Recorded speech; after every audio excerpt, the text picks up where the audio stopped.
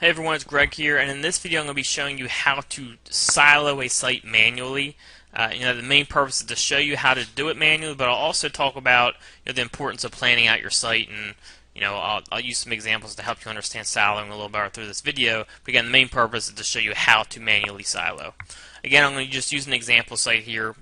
For this example, I'm going to use e-cigarettes. I just did a site on e-cigarettes, and we'll set up a couple silo, or maybe one silo, two silos on that, and I'll kind of walk you through what's going through my head as I'm setting this up and planning out this site. So we're going to pretend, this is an e-cigarette site. Let's pretend it's klks.com, and we're getting ready to set up a site. We're getting ready to start manually siloing it.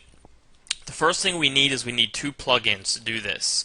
We need one called Exclude Pages from Navigation, and we need one called Widget Context. To find these two plugins, you go to Plugins, Add New. Now I already have them installed and activated, but this is what you would do. Exclude pages from navigation.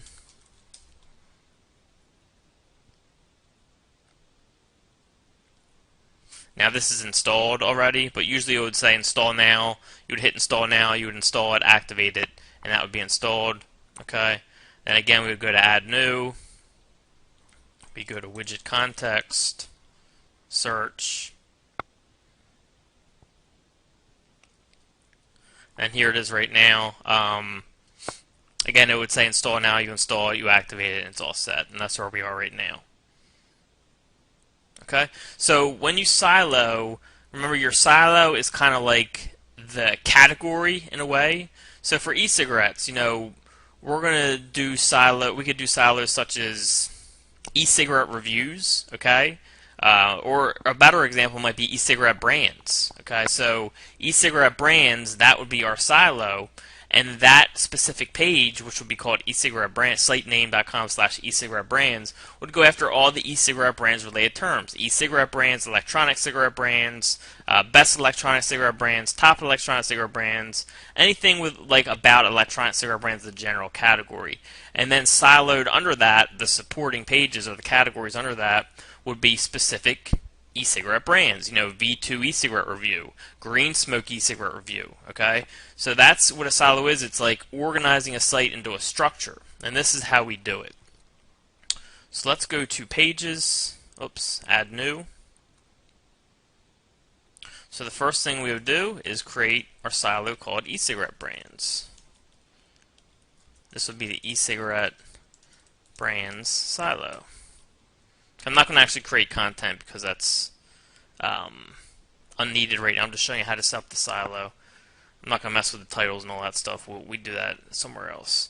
Now we want this checked because it's a silo. All of our silos we want to be included in the list of pages. Okay, we're going to uncheck this when we get to the categories that are under our silo. All right, so let's go ahead and publish that.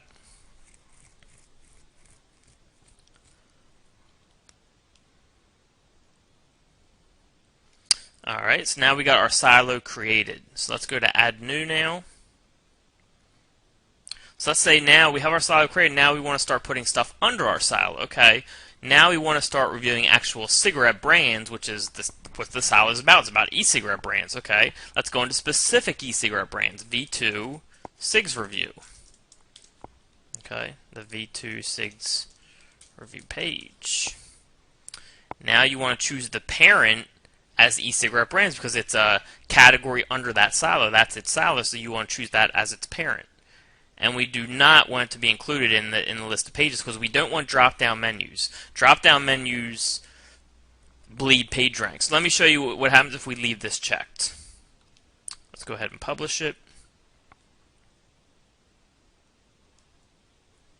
Now if we go to DelawareMoneymakers.com, here's our silo, and see how it does a drop-down? We don't want that because those drop-downs bleed our page rank. Okay, it's been tested by our friend Russell Wright. So we want to exclude this from the navigation, update, and then nothing will, well, we got to reload it. And now nothing drops down. Okay, so our page rank is not being bled. Alright, so let's go make another page under here. Let's say now we want to do a Green Smoke review, which is in the e-cigarette brands category. Green Smoke review. Green smoke review page. The parent would be e-cigarette brands. We don't want it included because it's a subcategory of a silo. Publish. Now that one's in there. Alright, let's go make one more for this one, just for sake of example. Let's say South Beach Smoke. South Beach Smoke page. And notice how the URL right now is just slate.com/South Beach Smoke Review. Well, it's actually we're going to choose the parent, the silo as the parent, not include it in the navigation, and now when we publish it, you'll notice the silo gets in the URL, and that's what we want. See, now it's slate.com/silo/subcategory. Okay? So now we got 3 subcategories under the silo, and you can kind of see it when you drop this down. Or you can see it when you go to all pages. You can see there are subcategories of e-cigarette brands. Okay? So let's go add a new silo now. Let's see, we want to do e-cigarette liquids. Okay? This one will be about e-cigarette liquids. This will be the e-cigarette liquids silo. No parent page because it is the parent, it's the silo. We want it included because it's a silo. Now we're going to publish it. Okay. So now say we want to add some pages under this silo, specific e-cigarette liquids. So let's see the V2 Marlboro Red liquid.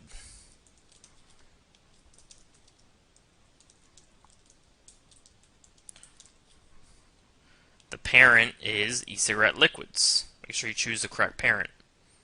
Not included because it's a subpage. Publish.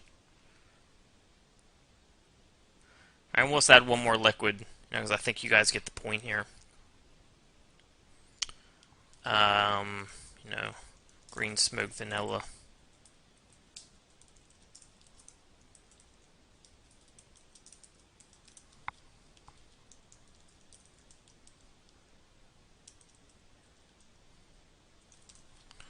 Alright, category, or the parent would be e-cigarette liquids. This is an e-cigarette liquid. We do not want it included because it's a subpage. And publish. So now when we reload this, we'll see our other silo up here. Okay, but what we want is when we click on this silo, we want our subpages to show in the sidebar. Okay, so that's what we're going to do next. We're going to set up our menus to make sure our sidebars are showing over here. Only in that silo. We don't want the e-cigarette liquids pages showing when we're on the e-cigarette brands. We only want e-cigarette brands pages showing when we're on the e-cigarette brands silo. So I'm going to show you how to do that now. So you go to Appearance, Menus.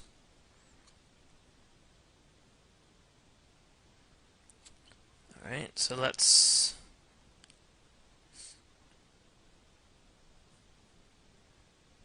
create a new menu. We'll say e-cigarette liquids. Create menu.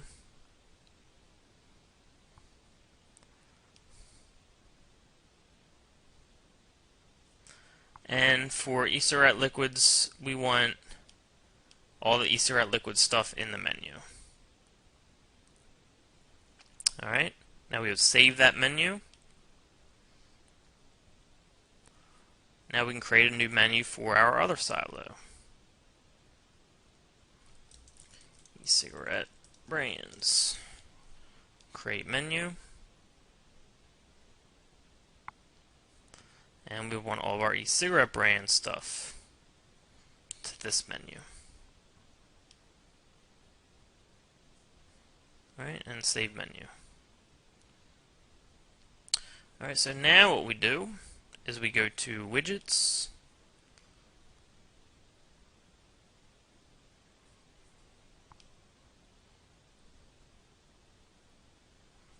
And we go drag custom menu over here in the sidebar.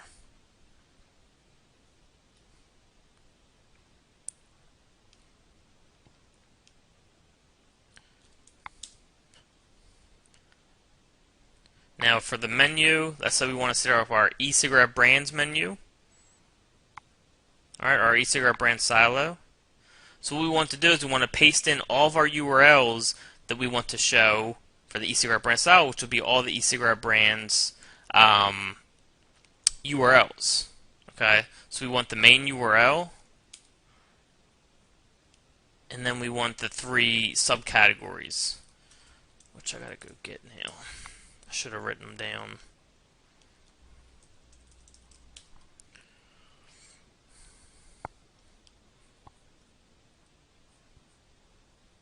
So we got this one.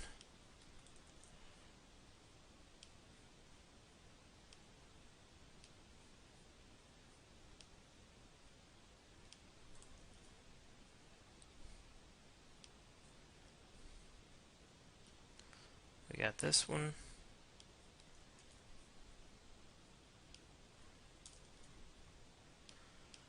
And we got V26.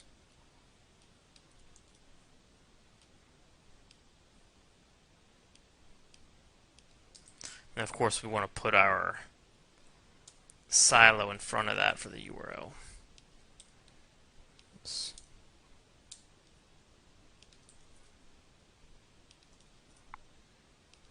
So what we're saying is we want this menu to show when anyone is on any of these pages. Okay, these are all the pages that are in the silo or is the silo, so that's when we want them to show. Okay, so go ahead and save it.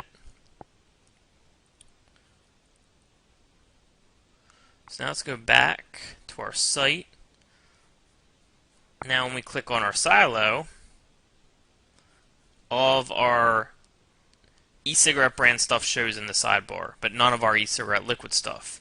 It's all grouped together. Imagine this is a line here, my mouse. We're cutting out the e-cigarette liquids because this is all about e-cigarette brands. Okay, that's cut. This is cut out. All the search engines are seeing are e-cigarette brands and all the stuff under it. Okay, if you go to any of these pages, it will still show because that's how we have it set up. Just those will show. Just all the stuff on e-cigarette brands. Okay, so now we can go set up our other menu, or we already set up the menu. We can add the other custom menu in for e-cigarette liquids. So we drag over custom menu, and then for our URLs, we want the e-cigarette liquids. We want that silo URL, then we want the 2 pages under it that are in that silo.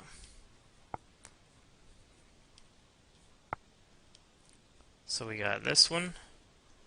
Let's go ahead and copy that. And then we got this one. Copy that. And of course put the silo URL in front of it.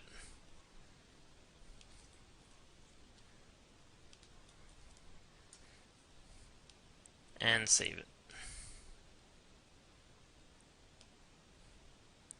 Alright, so now when we go to e-cigarette liquids,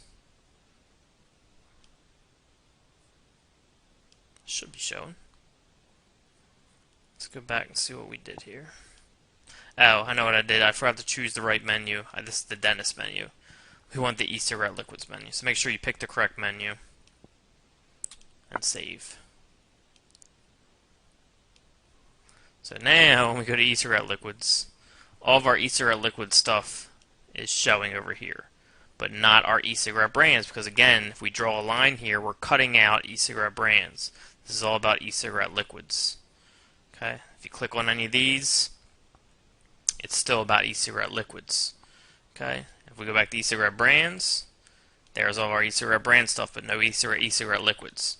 Okay, it's important to know that Russell Wright, who taught me siloing, he believes within keeping interlinks within the silo. Okay, so if you're going to interlink on a page, he recommends only interlinking to another page in that silo. Like for example, don't link from South Beach Smoke Review to, one of the e-cigarette liquids ones. That's what he believes in. I do it.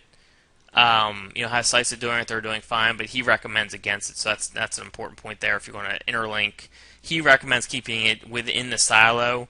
He's the authority on siloing, so you probably want to listen to his advice over mine. And my advice isn't even to link outside the silo. It's just I have sites that are doing it; they're doing pretty good. But he says that keeping it within the silo will do even better. So that's something that I'm definitely going to consider for my own sites. I'll probably start paying more attention to that and keeping my interlinking within my silos when I do interlink, or if I do interlink on my pages. But that's how you manually silo. Pretty simple. There is tools out there that can make it a lot quicker, but I want people to understand how to do it manually. In case you don't want to spend money on the tools, or you just want to do it manually. Hopefully you enjoyed this video. Talk to you soon. Hey, this is Mike, and I'm here with Greg, and we are here to talk OMG Nitro about SEO client meeting prep, and that's the little slide that I have here. I've just got a one-page, whatever it's called, PowerPoint, and what we're going to go over is 3 examples, three different businesses that we might approach about us doing SEO consulting for them: Milwaukee Chiropractor, Pizza Delivery Charlottesville, and SAT Prep Houston. And what we're going to do in each of those cases is be able to walk in with an understanding of their existing site, if they have any, including if they have Facebook and Pinterest and all that kind of stuff, Twitter.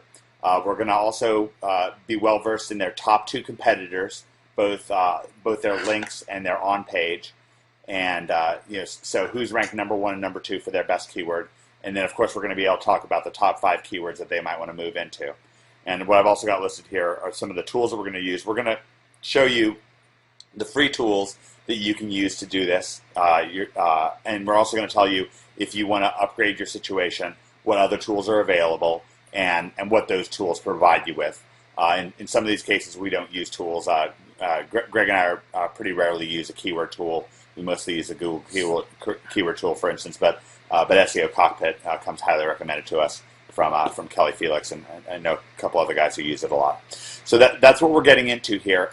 And really, so much of what we want to do when it comes to any situation with money getting is we really want to win in context. We don't want to have to go in and be the most clever in our presentation, or say just the right thing, or you do like all these clever sales moves. What we really want to do instead is have preparation be on our side, really come in, be impressive in what we have to say in our understanding of their business, and that the core of our strength with these potential clients is going to be based on our understanding of their motivations. So we know that they want to get clients in the doors, and the better we can understand how to deliver on that motivation, then the more power we have. We're going to go through each of these things for Milwaukee Chiropractor, Pizza Delivery Charlottesville, and SAT Prep Houston. So, hey Mike, you mentioned the preparation thing. Yeah. One thing I want to touch on really quick that you and David really taught me a lot about is don't underestimate your skill set. What you may think that other people know, may know just because you know it, doesn't mean they know it. So even if it's kind of a general internet marketing skill, don't undervalue that, because it can mean a lot to a potential client. That's a really great point. One of the guys that we're working with behind the scenes right now is Russell Wright. Russell's got a great team with Sue Bell and Matt DeCruz. And one of the things that Russell said to David several years back, along the lines of what you're saying, is that to one of these big businesses out there, you can walk up and list the features that a simple email delivery service like Aweber can give you for $10 or $20 or $50 a month. You can list that to one of these big companies, and to them that sounds like a $10,000 a month software solution. And even showing them something as simple as a Google keyword tool, that can amaze people. Yeah, I had a meeting with a number of the marketing heads of XM Satellite Radio. So the original founder of XM Satellite Radio, he and I met on an airplane, and we talked for a while, and he invited me into his headquarters. And I was thinking the night before about what I could do, what I could bring in to show them. And I brought in my laptop, and I had the Google keyword tool pulled up. And his head of marketing was saying, I know with you, he was thinking of me as more of a direct response marketer than an internet marketer. He's like, I know that you guys can do big numbers on a small scale, but you can't do big numbers on a big scale. And I said, well, let's take for example Kelly Clarkson, who's a really big star back at that time, although she's still a pretty big star now. And I said, let's look up Kelly Clarkson, and I pulled her up on my laptop in the Google keyword tool, and she was getting 700,000 broad match searches per month, and that really kind of blew that argument like right out of the water. And it's impressive not just on a big scale but on a small scale as well. If you show for example, I'm on the Google keyword tool now. I've got pizza delivery Charlottesville pulled up. Hopefully you can see that pretty well, and it's hopefully not covering up Greg too much. And it says pizza delivery Charlottesville is getting exact match 58 searches a month, which again that may not sound like a lot, but I'll tell you what, that's those kind of numbers. That's what, like 600 extra customers per year. And the way we show you SEO is, we show you how to naturally pick up other keywords. So that's like the bare minimum point there. Yeah, exactly. There's other things here, like, let's see what other keywords do pop up. So let's see. For example, Charlottesville pizza delivery is another 28 exact match searches. I assume that pizza Charlottesville is here somewhere. I guess could be Charlottesville food delivery is another 16. And so there'd be more if I kind of kept searching through this. And there's keywords that they don't even list on there that people type in. So, they don't list like all the keywords, and you can just naturally rank for all kinds of different keywords by the SEO we show you. So. Yeah, that's exactly great stuff. Okay, so let's dive right in with Milwaukee Chiropractor. So a little part of this is the mindset. Right now, Greg's got. If we type in Milwaukee Chiropractor, and I'll pull this up right here on Google. Let's see, where's the site ranked? I think it's number 13 right now, Number something 13. like that. Okay, so we're going to page 2 here.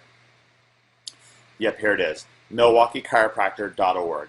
And so if we were going into a meeting with a Milwaukee chiropractor, then, and actually we have such a meeting later on this week or next week or something along those lines, then what we want to be able to do is we want to have an understanding of their existing site, if they have any. Does the person that we're going with have an existing site, Greg? I'm not sure. I think he does.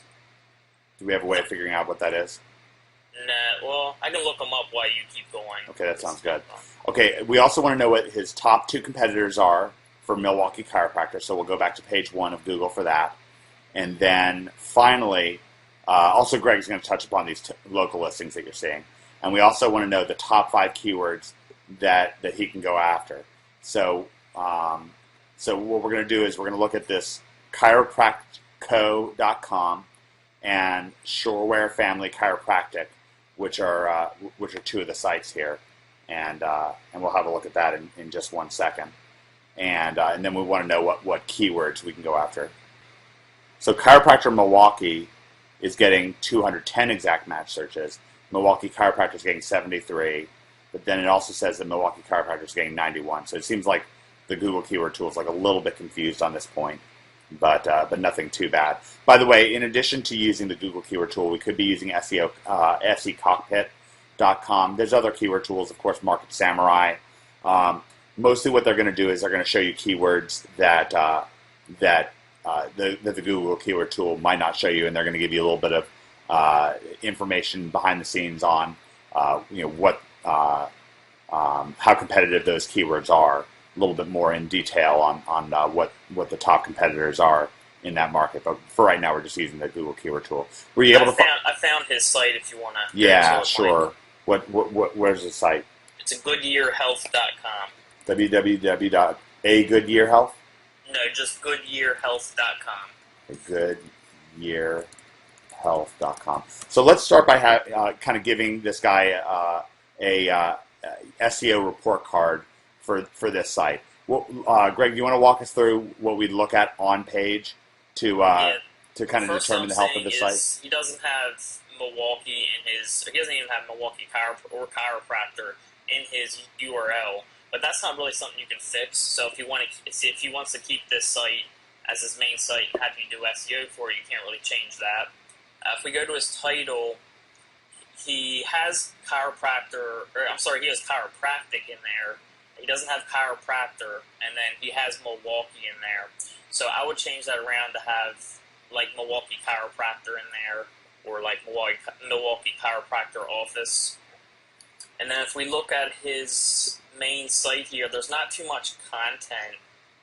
So I would try to extend the about section, get the actual words Milwaukee chiropractor in there at least once, and whatever other long tail keywords we're looking for. So this is the About Us section right here. Yeah. Yeah, and he doesn't have Milwaukee chiropractor. I also pulled up the page source while you were talking. So what you're saying is that in his he's got in his meta tags, he eventually says in Milwaukee with WI, which is good.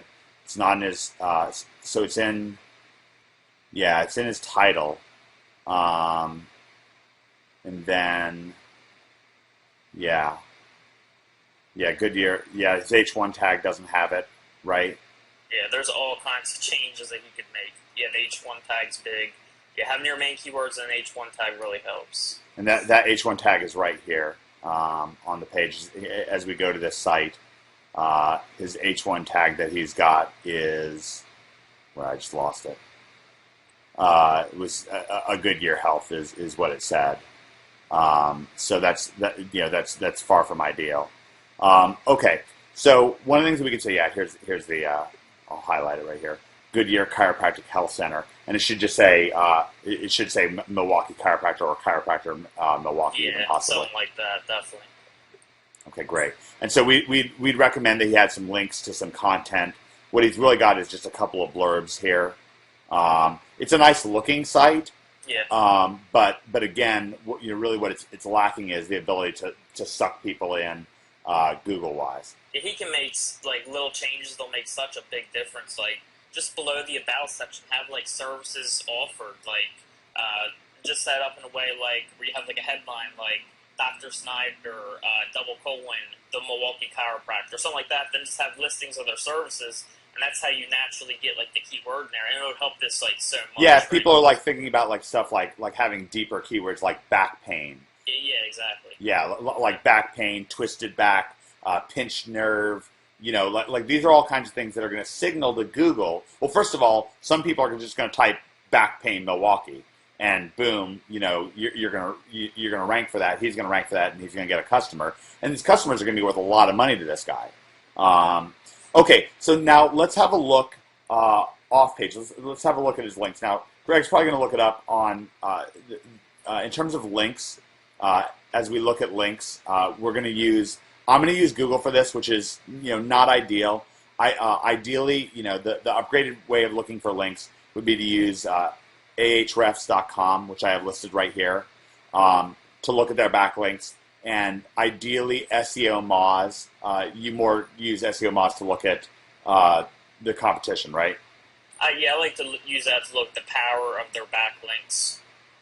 And then I use Ahrefs to see like what kind of anchor text they have, like different, how many referring domains, how many like IPs they have linking to them.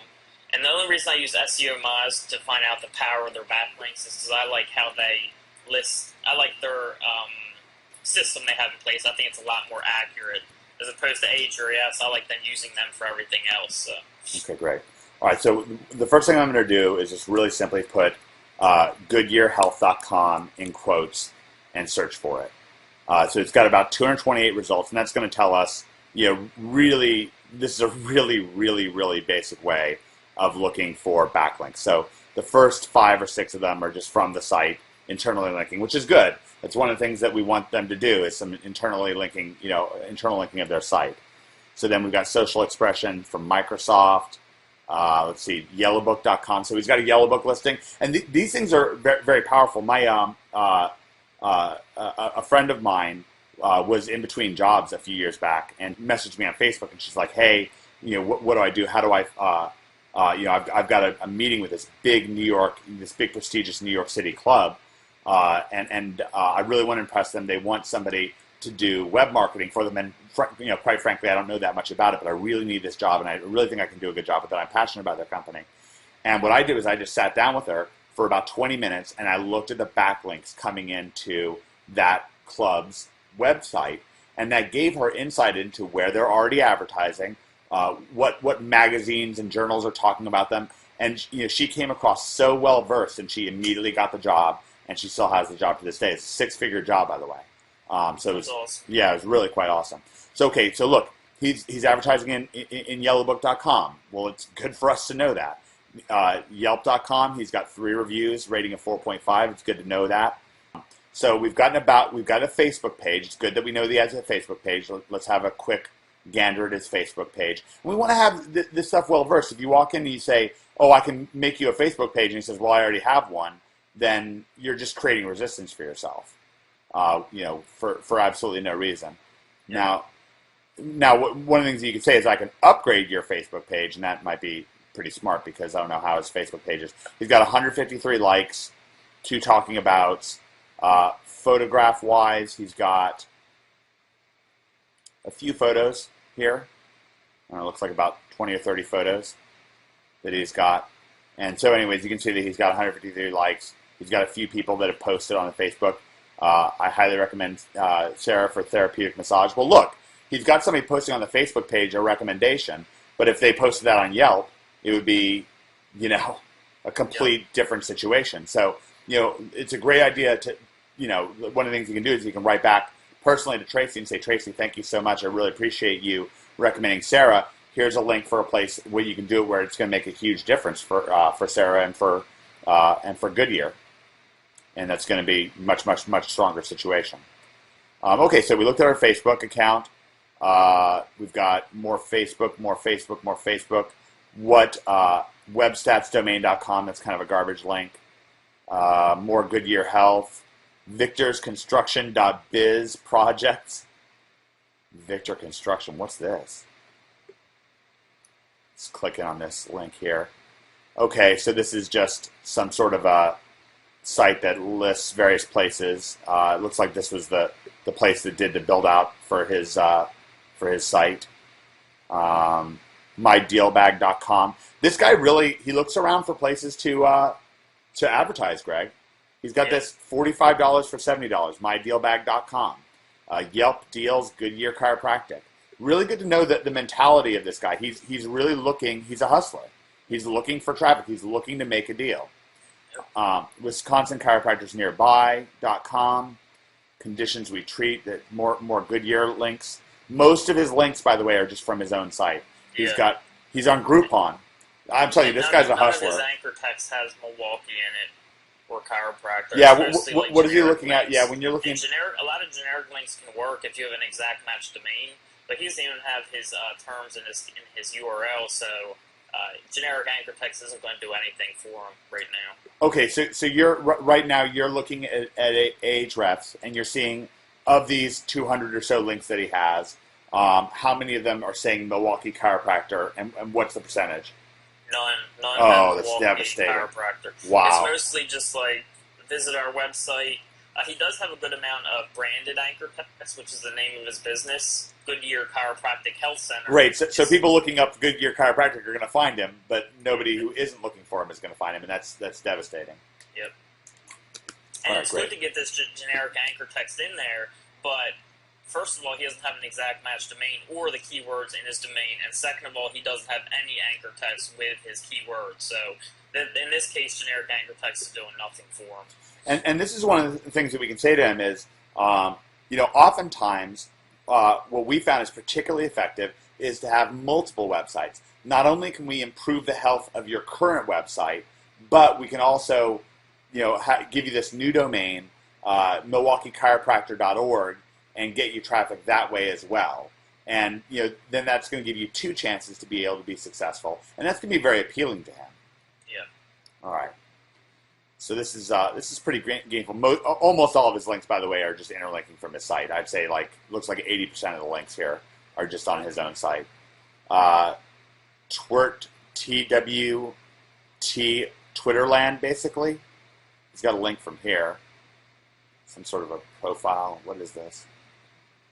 TWTR Land. I don't know what this is. Yeah, it's some sort of a Twitter aggregator. So that's fine. Does he have any particularly valuable links that you're seeing on there? No, I mean he has a link. He has a YouTube channel. Oh, let's look at that. Wonderful.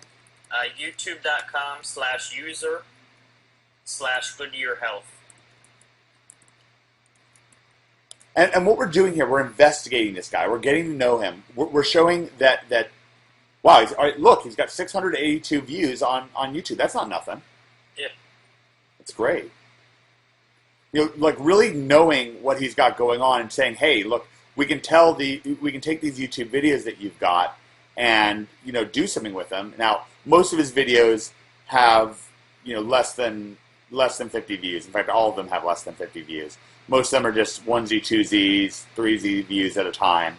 But the thing is, we can say, hey, there's a lot that we can do with YouTube to make your account, get a lot more views. We can, get your videos listed in Milwaukee Chiropractor. We can sit down with you. If he's excited about video, then we can sit down with him with a video camera, do an interview, stick that up on Milwaukee Chiropractor, and get the video ranked #1 for Milwaukee Chiropractor. And Mike, he just added a video 26 minutes ago too. I love it. I love it. So that means he's actively making videos that can really help with our SEO. Yeah, and we can say to him, look, because one of the things that we want to do is sit down with him. It was kind of funny. I've been working on building out Area51Lifestyle.com, my multi-million-dollar relationship advice site. And one of the quirky things I never got around to doing is actually SEOing Area51Lifestyle.com. I've got the mysterymethod.net is SEO'd, and I get tons and tons and tons of video views on my various YouTube channels. But I got to talking to Greg about SEOing Area 51 Lifestyle, and he was like looking through it. He's like, man, you've got a link gold mine here. You got all these inbound links, and the anchor text is great. You got all these no follow links and all this stuff, and it motivated me internally to do more with it. And in the same way, when we can come to this guy and say, hey, all of your efforts in the past haven't been for naught, but with me, I can help take you to the next level. Well, that's an exciting message. It leverages his investment from the past and puts his past investments in getting his web presence out there in our favor, instead of having his past investments working against us. Yeah, and Mike, you mentioned preparation at the beginning of the video. Imagine going to this guy with everything we found out and going to him without looking at anything. The difference between that, if he sees you looked into this already and you know everything about his business, he's like, man, these guys are serious. Yeah. You know what I mean? Yeah, people respect what you inspect. Exactly. Yeah. All right, so that's great. So we know a lot about Goodyear Health here. Let's go back to our game plan. We have a really good idea of his existing site understanding. By the way, how did you figure out that he had a YouTube site? It was in the Open Site Explorer links. Okay, great. All right. So now we've got a good idea of his site. Now let's take a look at his top competitor sites. Milwaukee. All right, let's have a look again. Okay, great. I got the same thing now. So we're going to take a look at chiropractico.com and ShorewoodFamilyChiro.com. So as we click in on Chiropractico, what are we seeing on page? Let me click in here 1 second. I was bringing them up in HRES. Mm-hmm. All right. So I'm in chiropractico.com. Let's take a look at their title. They got a really, really long title. That's not good. You can't have a title that long. Their title is Chiropractic Company, 7 greater Milwaukee, Wisconsin locations, health and wellness centers, massage therapy, back and neck pain management in Wisconsin. That's way, way, way too long. What would you if we were coming to these guys? What would you recommend they do instead? Just Milwaukee Chiropractor? Yeah, I'm surprised that they're doing. I guess they're doing okay with it because they're #1, but I would say that's too long. Mm-hmm. But they do have Milwaukee in there, so that's good.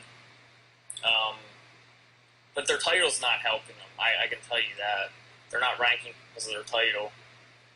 Let's look at their URL. They have chiropractic in there, which is a synonym of chiropractor. Yeah, that's good. And Google does count synonyms. If you guys notice, if you search for let's say weight loss centers, you'll notice any one that has weight loss programs as their title or anything will be highlighted as well. because of the synonyms. So synonyms almost carry the same weight as the keyword you're searching for, so that's really important to know. Let's see, looking at their page, they have a decent amount of content. Chiropractic care.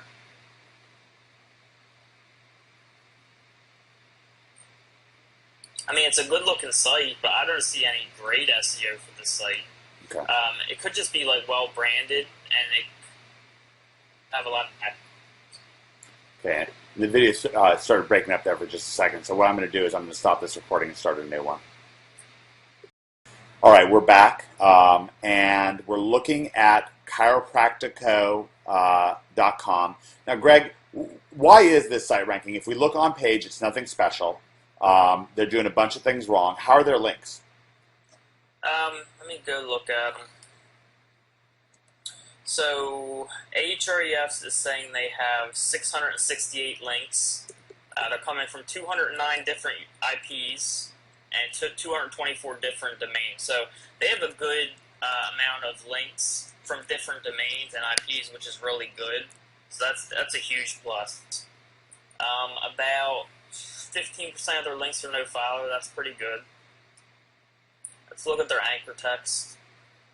And I can tell you right now that their anchor text has... I gotta look at the domain age, but right from what I'm seeing, their anchor text is playing the biggest part in their ranking, mixed with the amount of links they have. Because their anchor text is breaking down very, very largely. They have all different kinds of, like... I'll read a few of them here. Chiropractor, Brookfield, Wisconsin, 5%. Massage Therapy, Milwaukee, 4%. Health and Wellness Centers, Milwaukee, 3%. Back Pain, Milwaukee, 3%. Massage Therapist, Milwaukee, 2%. So they break it down a whole lot with a bunch of different keywords with Milwaukee and like chiropractor and stuff like that in there, and that's really, really good. And then they have some URL links. They have generic stuff like view website, visit our website. So their anchor text is really, really on point. Great. And I'm going to bring up their domain age. I can almost guarantee it's an older site. Okay. Is it, how do people look up the domain age? They can just look it up on whois.com. Yeah, I go to Google, type in whois, do a search for it, and there's a site called networksolutions.com. And you just type in the domain there, and it will show you the age. And right now I'm showing that they were created on March 6, 2002. So they're 11 years old, or what's that? 10 years old, I'm sorry. So that's playing another large part in the rankings. And our site, MilwaukeeChiropractor.org, is only like a month or two old, like 2 months old, I think. And I haven't put like a whole bunch of SEO into it. You know, we're talking to this guy pretty soon about doing work for him. And if I start with him, you know, we'll ramp it up and we'll get way up there in the search engines. All right, let's have a look here. So I'm looking at chiropractico.com, and here we go. Yep, registered, created on 6 March 2002, so it's a 10 years old website. Yeah. When you're doing your research, make sure you check on the domain age because that's playing a larger part now. So just make sure you check on that. What's the age of his domain? The guy that we're working with, Goodyear. It's a good question. Goodyear. What was it called again? GoodyearHealth.com. Let's have a look there. Okay, his was created.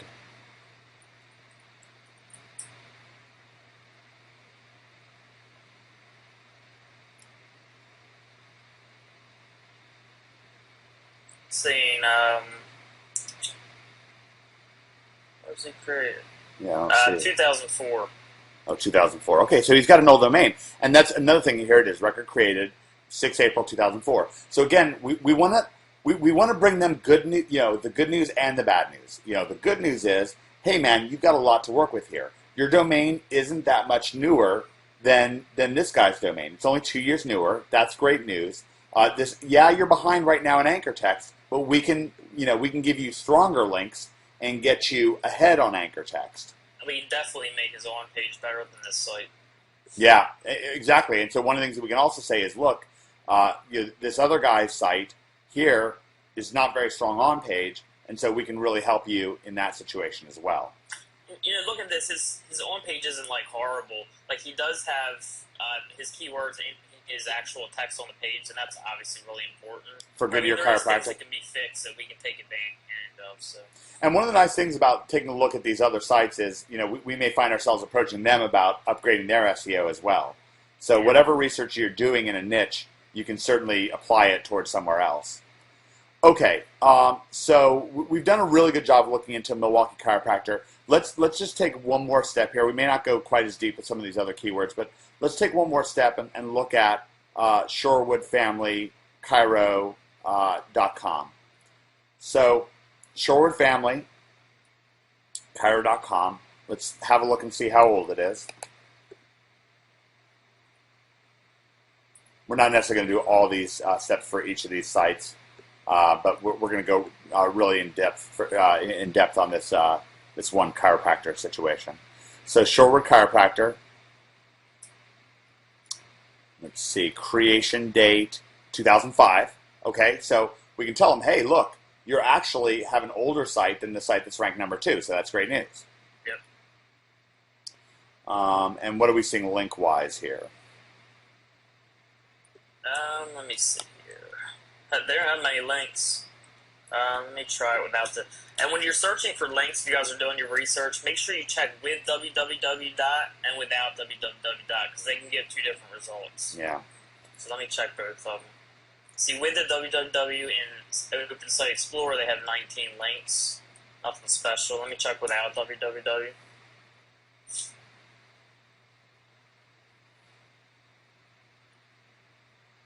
And as we're Without, they have 7, so that's like 26 total links. Not many. yeah, we can say, look, these guys don't have a lot of links. Now, are any of their links particularly strong? Let me go back to www because that's what their main links are. While this is loading, I'll go to Ahrefs. They have 42 links in the Ahrefs from 19 different domains and 18 different IPs, which isn't, it's not a lot, but it's not too bad either. And one of the things that we can be doing is, as we're looking at their competition, we can look and see where their competition is advertising, what things are smart that they're doing that we can recommend, and what things that they're doing that are a bit of a waste of time. Now, let's see, Milwaukee Chiropractic USA, Blue Pill Project.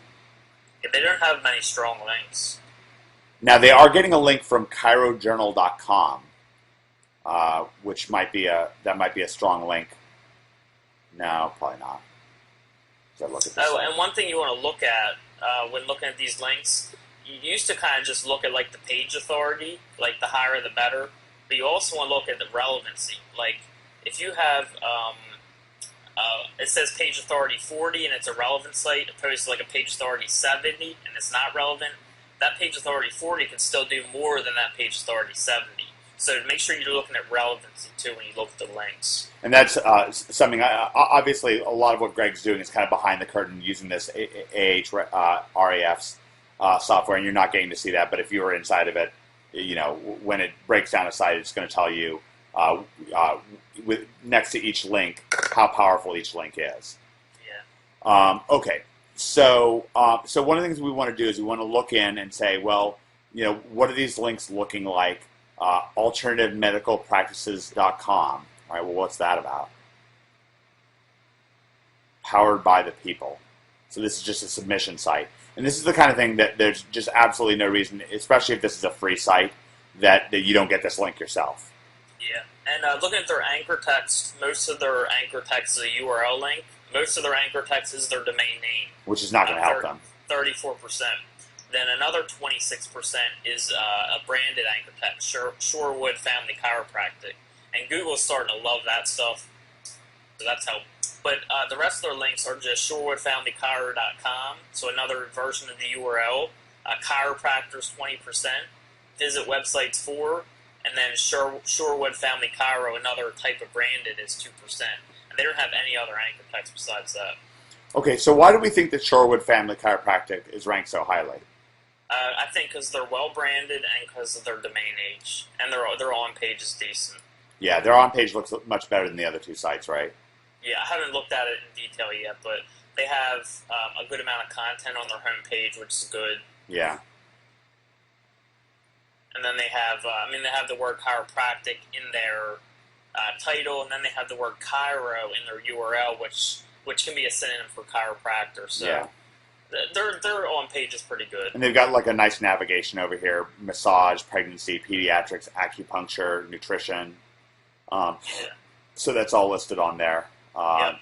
And another thing that helps them, I believe, is having a Milwaukee address on here, or a Shorewood, Wisconsin address. I believe that's helping sites. I still have to test with it, but we'll see about that.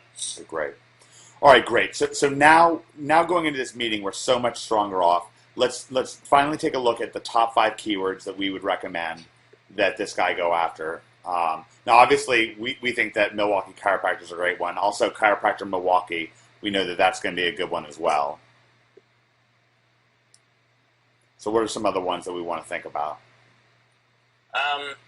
When I think of them, I first start by like what I would type in, like chiropractor Milwaukee, Milwaukee chiropractor, like you said, chiropractor Milwaukee, and then from there just kind of branch out. Like I like to do like find Milwaukee chiropractors. That's something people would type in. Best Milwaukee chiropractors. If someone wants like the best Milwaukee chiropractor, they're looking to compare. So I'll do keywords like that often. And a lot of those will come up as no searches in the keyword tool, but people are searching for those things. Trying for best here. And then for other ideas from there, I'll just type it in the Google keyword tool and just see what comes up. So Wisconsin Chiropractic is one, gets like 16 searches. Yeah. Let's see, best of Milwaukee. Let's see. Milwaukee WI Chiropractor, 22. Nothing wrong with that. Yep. I think I saw Milwaukee Chiropractic get a bunch. Let me go back and see.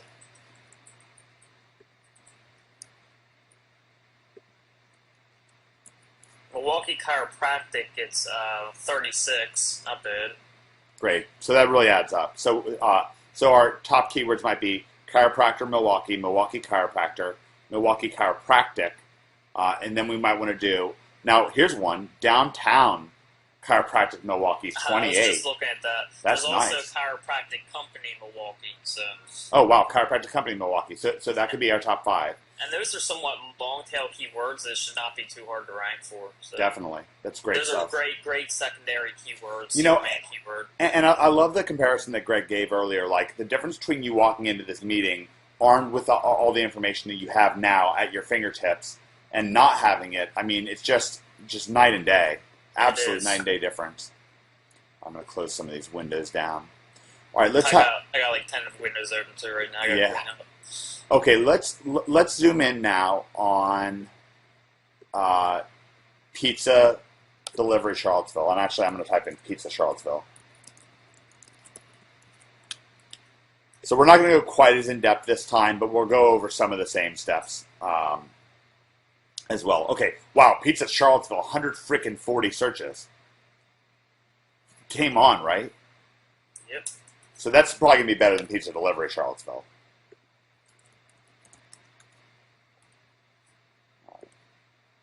Pizza delivery Charlottesville is 58. Wow, that's a lot of searches. Let's go to GoDaddy.com and see what pizza Charlottesville yields.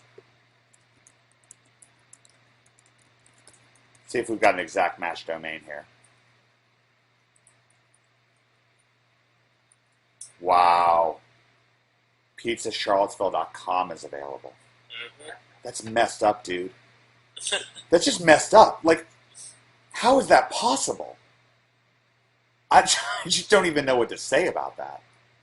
Yeah, that's awesome. That's just shocking. You're talking about a keyword that puts you in the absolute pole position for 140 searches, exact match, per month. What is that, like almost 2,000 searches a year?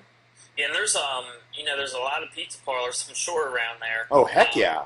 And even though, like, you probably can't make a lot from a pizza parlor, it wouldn't be that hard to rank for, especially with a .com, and that could be a nice automated income for you. Oh, yeah. I mean, you're renting that out is just, give me a break. Wow, that's a real shocker. And it really goes to show, like, how this stuff is just right available, where you really have some power with that. Well, let's... I'm saying Pizza Hut Charlottesville get 210 searches. Wow, that's crazy. go in and Pizza Jack. All right, let's see. Let's look for Charlottesville pizza. And let's say we're approaching a pizza place in Charlottesville. So we've got Charlottesville pizza places. Urban Spoon is ranked #1, and Mellow Mushroom, which is a pizza place here, is ranked #2. And then we've got, of course, the local listings below that. We've already talked about that and gone in depth with that. So so if we look at things, we're not going to so much look at what one of these places' websites might already look like. We did that really in depth with the Milwaukee example. So we're going to kind of skip step 2 here, the existing site understanding, and let's just take a look at these top 2 competitors, which is kind of the same thing, anyways. So when we look at urbanspoon.com, which again is a place that we could, places like that could also rent out our space as well, and then they could resell it. So they're listing a bunch of different places here. And for urbanspoon.com, of course, this is a bigger website. It's more of a corporate style website, Greg.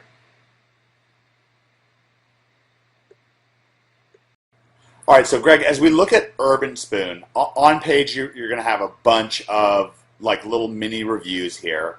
I presume that on page they're pretty awesome. Yeah, I mean, I think they're probably getting most of their juice just from being like an authority site. Let me go see what page rank they are. Well, first of all, their Alexa rankings 1,838, so they're a huge site. Yep. So that's the reason they're ranking pretty much. Their main site's a PR4, which isn't high, but they're a huge site. I mean, top 2,000 site, that's huge. Yeah. Now, can we beat these guys for Pizza Charlottesville? Yeah, I would think so. Wow, it's really something. I would probably want to look at like another site that wasn't a large site like this, like just like a regular pizza. Like, is that Mellow Mushroom site a regular site? Yeah, it's a regular site. Yes, I mean they're beating them. Why can't we? Well, I've got Urban Spoon above Mellow Mushroom. Do you have Mellow Mushroom above Urban Spoon? Yeah, I have Mellow Mushroom above. Oh, okay. Okay. Well, then that's really something. In that case, we can definitely beat them, no question. Let's have a look at Mellow Mushroom. And the thing about these authority sites is that they're usually just not going to have a lot of, like, their link power really isn't going to be very good in terms of the specifics of ranking that. Yeah, all of their power comes from just being authority domain. So basically, they're pretty much winning the war on page, and that's it. Yeah. Which is to say that you can then beat them for that category. I can almost bet you they have very, very low to no links. And this Mellow Mushroom site, they're all about looks. They're not even about SEO. Yeah, so. This has really got pitiful on-page SEO. Do you Yeah. kind of agree? We've got almost no content. It's just basically a picture. They do have pizza and Charlottesville in their title, so that's helping them. They got Charlottesville in their URL because they do like /Charlottesville, so that's good. Right. But as far as on-page content, yeah, they have nothing. Yeah. So we could flatten these people for pizzacharlottesville.com like nothing, right? Yeah, I would have to look at their domain age. Take that into consideration. Let me see what they're getting here.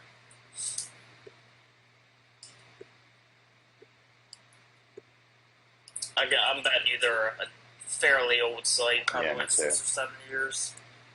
Check it out. They are.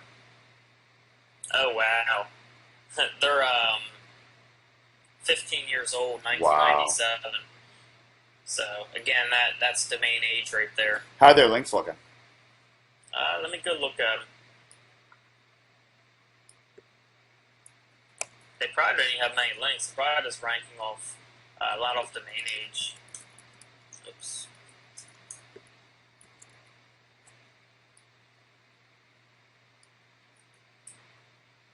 Alright, so holy hell. They have a lot of links. They have 39,000 links.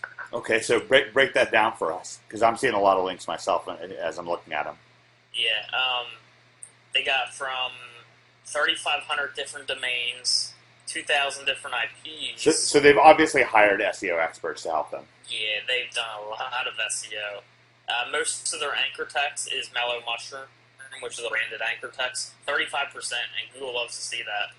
So their off page is very, very strong. we would probably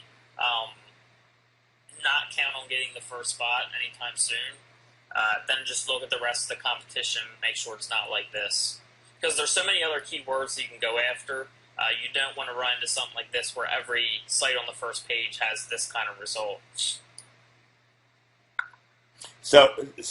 These guys, like, what kind of money do you think that they have into SEO? Like thousands and thousands of dollars, tens of thousands? Yeah, I mean, I'd have to see what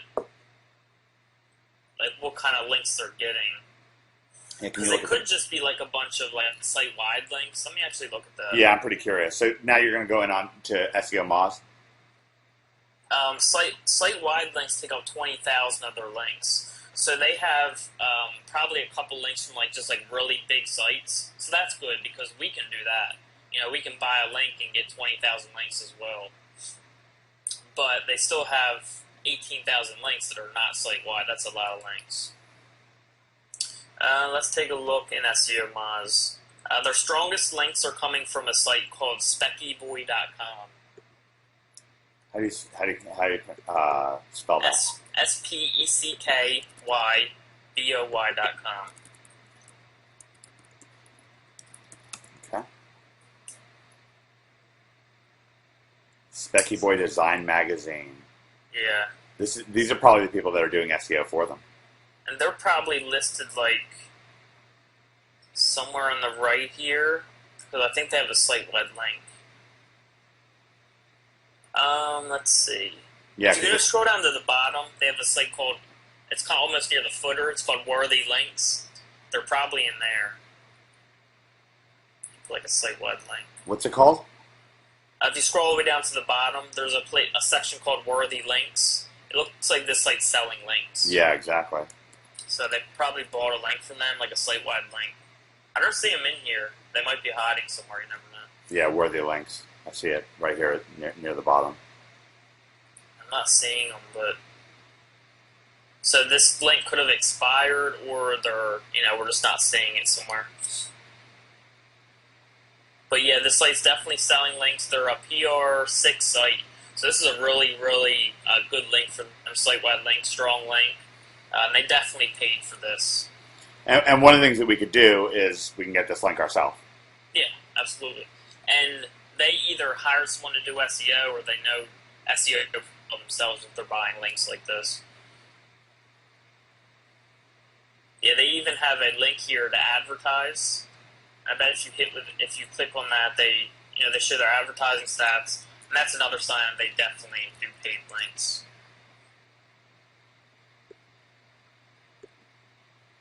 Yeah, it's advertises right here under pages. And remember, this can be the kind of thing where we say, well, look, maybe we're not going to win for Pizza Charlottesville, or maybe we will, but instead maybe what we're going to do is go after Catering Charlottesville and get this link. Yeah, absolutely. So doing this behind the scenes stuff is great. So Greg, you would actually potentially shy away from going for Pizza Charlottesville, or would you not? I would probably keep looking at the next few results, and if they're like anywhere near this competitive, it's just not worth it because there's so many other niches. But at the same time, we do have the .com, so it depends what you're looking to do. If it's something you really want, I mean, go for it, I guess. But I personally, there's just so many niches. If all the sites were this competitive, there's no reason to put that type of money into it, especially for a pizza shop where you're not going to be getting that much money. Mm-hmm. If I was doing it for a pizza shop, I would want it to be fairly easy, but that's just me. Mm-hmm.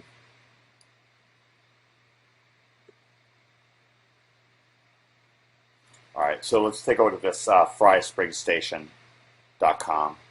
This is actually a really new pizza shop. That's coming up pretty high for me. Are you getting that? Which one? Fry Spring Station. Were you typing in Google, Pizza Charlottesville? Mm-hmm. I just have a bunch of local listings under those two, and then Yelp.com, and that's it. It's weird. It's giving me different kind of listings now. I think it's because you're from Charlottesville, too. Yeah, so it's giving... Yeah, that makes sense.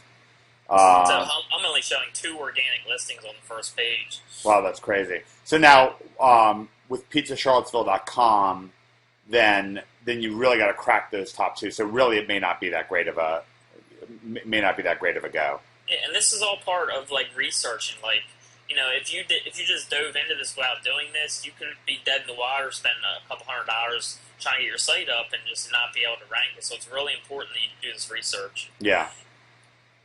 All right. Awesome. Now, at the same time, we can still say to somebody else, "Hey, listen, we can get you easily on page 2. People are going to look there, and if you're willing to hunker down, a year from now, you could be number 1, and it's worth a lot."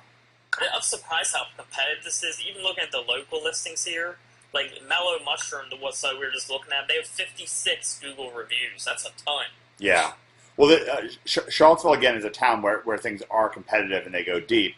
But at the same time, that also potentially means that if you go to someone like Christian's Pizza or this new place, Fry Springs Station, and say, "Hey, listen, I can get you ranked. I can get you ranked for something.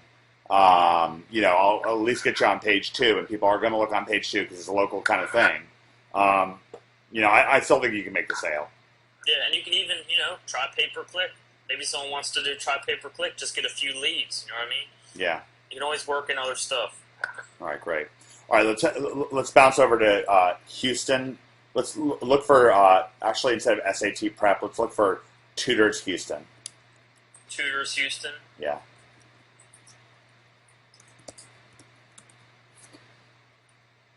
All right.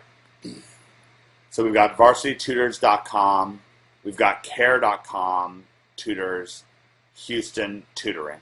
So this is a big city. Houston's one of the biggest cities in America. Actually, I think Houston's even almost too big of a city for us to use as a good example for this. Let's make it a smaller city. Let's do something like Tutors Austin. All right. So we've got houseoftutors.edu, austintutors.com. That houseoftutors.edu is actually a local listing. Well, that's interesting.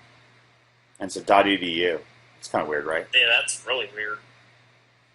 Let's find out what's going on with that. That's probably because it has to do with tutoring, education tutoring. So. Okay, so as we look, as I click in, houseoftutors.com, and this is the kind of case where we'd be looking at the top couple of listings, then the on page is a disaster for them. Well, they're just listing the local listings. I'm not seeing them in organic. Oh, right. Oh, you're right.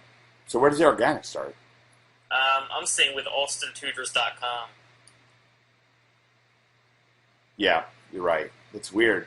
Yeah, it's weird. So in this unusual situation, they actually place the local listing on my browser at the top, and then next I have austintutors.com. Yeah, that's what I have. All right. So here we go. So we go in on austintutors.com, and you've got some content here. Kind of a hokey looking site. Yeah, definitely weird looking. They got a lot of content, that's for sure. And one big thing is they have pretty much an exact match domain.com. That's definitely a good thing. Yeah, for sure. And let's have a look and see where they're at in Network Solutions. Yeah, while you're doing that, I'm going to pull with the backlinks.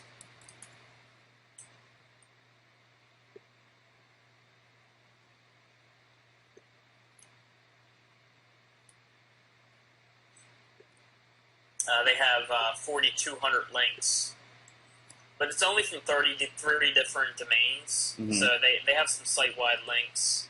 Most of their links are site-wide, actually, so they might be buying links. And when you're saying site-wide, what you mean is it's like basically in the navigation on one of these websites. Yeah, it's like on their right panel, which shows on every page of the site. And their anchor text stinks. Almost all their anchor text is Austin. That's it. Just the keyword Austin.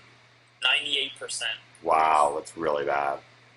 So that's probably all coming from one site. Let me check that. Okay, this is created 2005, so it's a 7-year-old site.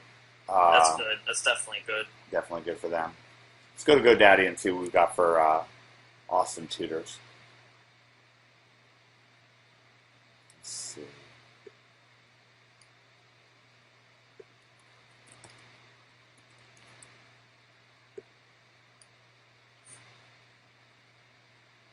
Okay, .org is available.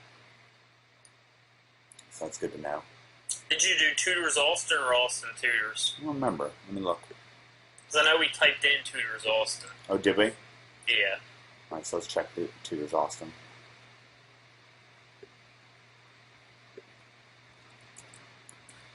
Their links are, they don't have any like super powerful links, but they're getting links from relevant sites, so that's playing a part right there. TutorsAustin.com is available, so you could definitely go head to head with these people. Now your domain's going to be a lot newer, which is definitely a problem.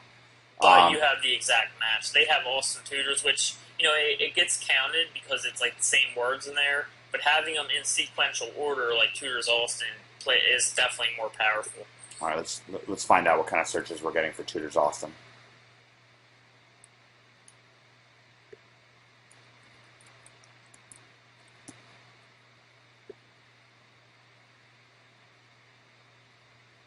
Oh my gosh.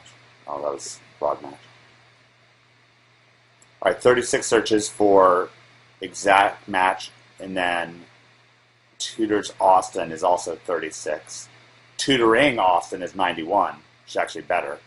So let's find It looks like they might have multiple sites on tutoring.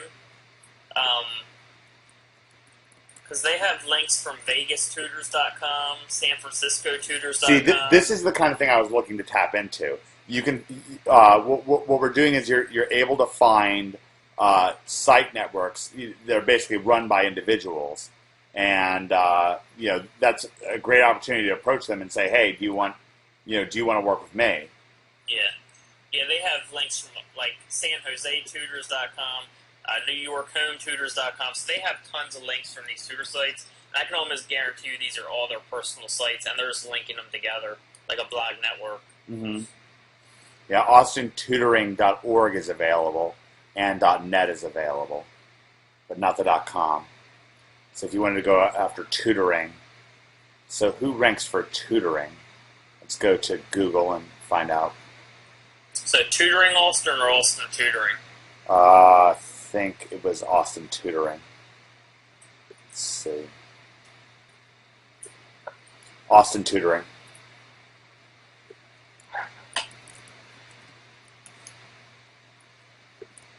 Austin Tutoring. It's like Craigslist is number 1. Crazy. And then that Austin Tutor site is number 2. And then TutoringAustin.com is number 3. Yeah, I'm getting all these local results first. All the local results are coming for me first. Yep, me too. So, TutoringAustin.com. Now, is this the same person as AustinTutors.com? I wonder. Could be. They have a phone number in the first one. It's funny, this guy who we looked at, he just looked at his site. What's it called? AustinTutors.com. Mm-hmm. Notice how he has a phone number in his title. He's doing something similar to what I'm doing for one of my biggest clients, where he's offering tutoring in all different states. Well, the client I have, he offers a certain service in all different states. He has like a referral network, and he gets paid per lead. So this guy's doing something very similar to what I'm doing. That's great. That's good. It's really good to watch out for that stuff. And again, that's a business that you can get into once you start exploring a niche. And if this guy's doing it and he's being activated, there's definitely money in here, so that's a good thing. Yeah, for sure. So yeah, we've got. I think that these are different sites. I think that they're built by different people. Let's find out what Tutoring Austin looks like age-wise. I'll look at their links really quick.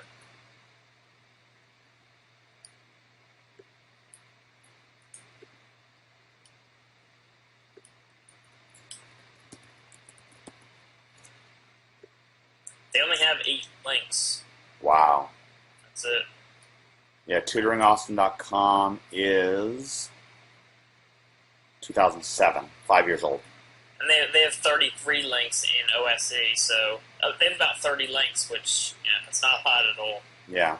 They're ranking because they got the exact match. Yeah. We have to look at their on page, but the on page is fine, but it's really nothing special. Exactmatch.com is like the holy grail, pretty much. Yeah, it really is just such a big deal, and it's kind of hard to, because Google's just so big into branding, and it almost makes me want to go back and do that pizzacharlottesville.com just to see what happens with it. Because I really wonder if it couldn't just beat Mellow Mushroom, because links just get to be less and less valuable over time. I don't know. And this guy Tutoring Austin, his on page is pretty good. like he has his keywords in his domain, exact keywords. He has it in his title. He has it on his page bolded, so he knows what he's doing. And he doesn't even have many links, and he's number 3. Yeah. So yeah, maybe we could with Pizza Charlottesville because we'd have the exact match domain. We know how to do on page, so we could. And I think that you can do stuff like show examples like this to clients. Like as we walk you through this stuff, these are real examples that you can pull out and use with your potential clients. Tutoring Austin right here, and kind of break things down for people, just like we're breaking things down for you. Yeah, definitely. All right, well, let's go back to our main lesson plan and see if we've, kind of walked you through this. We went through 3 examples: Milwaukee Chiropractor, Pizza Delivery, Charlottesville. We shortened that to actually to Pizza Charlottesville. And we changed SAT Prep Houston, we changed that to Tutoring Houston. Actually, we changed to Austin Tutoring. And then we looked at one existing site. We really went in depth on the Milwaukee Chiropractor on a potential client there. We talked a lot about Hrefs and SEO Moz. Of course, we'll have specific training videos on those. Then we have top 2 competitors. We went through top 2 competitors in each category. And then we looked at a bunch of different keywords. So man, this has been really valuable. And again, more than anything, like, the underlying lesson here is passion. You can really see that Greg and I, we're like kids in a candy shop. So like we have such curiosity and such interest in these sites. And if you can show that passion and maintain your clarity, not having your client's eyes glaze over. And look, it might take you 2 or 3 or 4 times watching this video to start getting in step with the kinds of things that Greg and I are talking about. But man, once you get there, you are in such an incredible position. To really wow your potential clients and to really become an authority where not only are they signing up and doing business with you, but where you're getting referrals. Greg, referrals is a huge part of your business. Oh yeah, I pretty much work off referrals now. I went out and got some new clients just for the OMG students to show them, how you can do it, some of the ways you can do it. But I don't even need to at this point because of what we teach in OMG, which is just providing value and just doing things the right way. Yeah, absolutely. All right, well, I hope you've enjoyed this OMG Nitro presentation and that it's really, really helpful for you. And we will see you in the next video. I'll see you guys soon. Hey, this is Mike Long, and welcome to OMG Nitro. Now, proper keyword understanding can be the difference between making thousands per month versus making tens of thousands or even more. And in this video, we're going to be taking a look at proper keyword understanding as it relates to building a site or YouTube videos that can involve affiliate marketing. Now, keyword understanding is a deeper, broader, and more useful idea than just keyword research alone.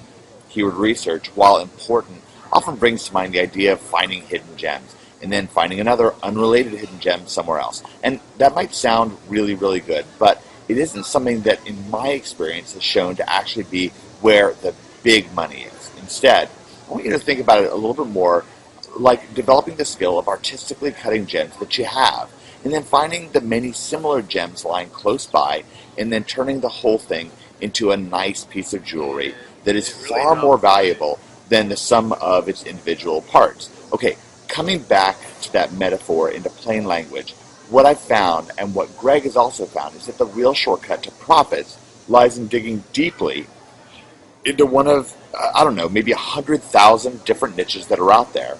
And with that understanding, how to take full advantage of most of the keywords in that niche. Keywords that otherwise would never be profitable and that otherwise most searchers would just look around for, and they wouldn't find any good results when they go for that search. As you expand outward from wherever your point of focus that you choose, whether it's the gold market or the beauty skin cream market, or whether it's the relationship advice niche, or whether it's the online marketing market or launch jacking, what have you, wherever you expand outwards from that point of focus, you're going to learn more about your audience and what they really want and what they really need and what they respond to, which can further depend on the particular search term that they arrived at your site from. So you're going to come to understand better and better the competition level and the value of various terms. And you're going to generally come to realize that there are so many more terms in your niche that you can take advantage of that you ever dreamed of when you just got started. And if you choose to sell off websites to clients, which is amazingly profitable, you're going to become more and more in tune with those businesses as well, generally getting lots of repeat business. Okay, let's get right into an example where I can start showing you what I mean and how to profit from it. So where I am right now, let me expand this screen a little bit, is the city mayor statistics. Now, these statistics are from 2003, but things haven't changed that much. And what this is a list of the top 200 cities. All I did was I searched for biggest cities in America. And, of course, it starts with New York and Los Angeles and Chicago. And the population of from 2003 was 8 million in New York, 3 million in Los Angeles, 2 million, 2.8 million in Chicago, and so on. Houston, Philadelphia, San Diego is up there, 1.2 million. Okay, so, but the funny thing is, if you get down to the bottom 100 here, I don't know how well you can see this, but let me expand it a little bit more. Tacoma, Washington, you're still looking at 196,000 people in that area. Now, let's go to the cities ranked from 101 to 200. So now we're in the top 200 cities. And you get down to Knoxville, which is 123. That's still 173,000 people. Bridgeport, Connecticut, which is 164, 139,000 people. Even all the way down to Waco, Texas, which was listed as the number 200 city at this time, 116,000 people. What this means is that there are a lot of people in these cities. And if we do something like let's say we were to search, like here we go, Simi Valley, California is number 199, and there's 117,000 people here. Well, if I look on the Google Average tool, which I just went to, and hopefully me flipping around sites and so forth isn't too disorienting. If I go to the Google keyword tool, if I look for something like buy gold, it's incredibly competitive. Buy gold has 823,000 searches. And that's broad match, but even if I go to exact match, it's still going to be an enormous number of searches. Buy gold is 33,000 searches, and those are highly targeted, very powerful searches. But if we add that city name to it, we're still going to have a decent number of searches in that area. And going up nowadays, Simi Valley, I think it was the name of it.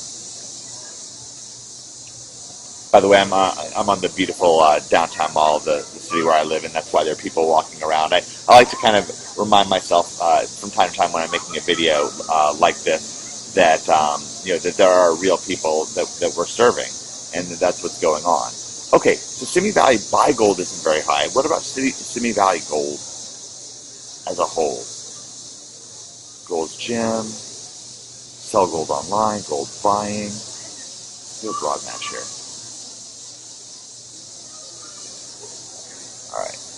Waco gold. I want to go broad match here because I'm not exactly sure what keyword I'm going for. So let's see. Waco gold gem. Let's try a slightly larger city. Let's try Nashville. Just gonna.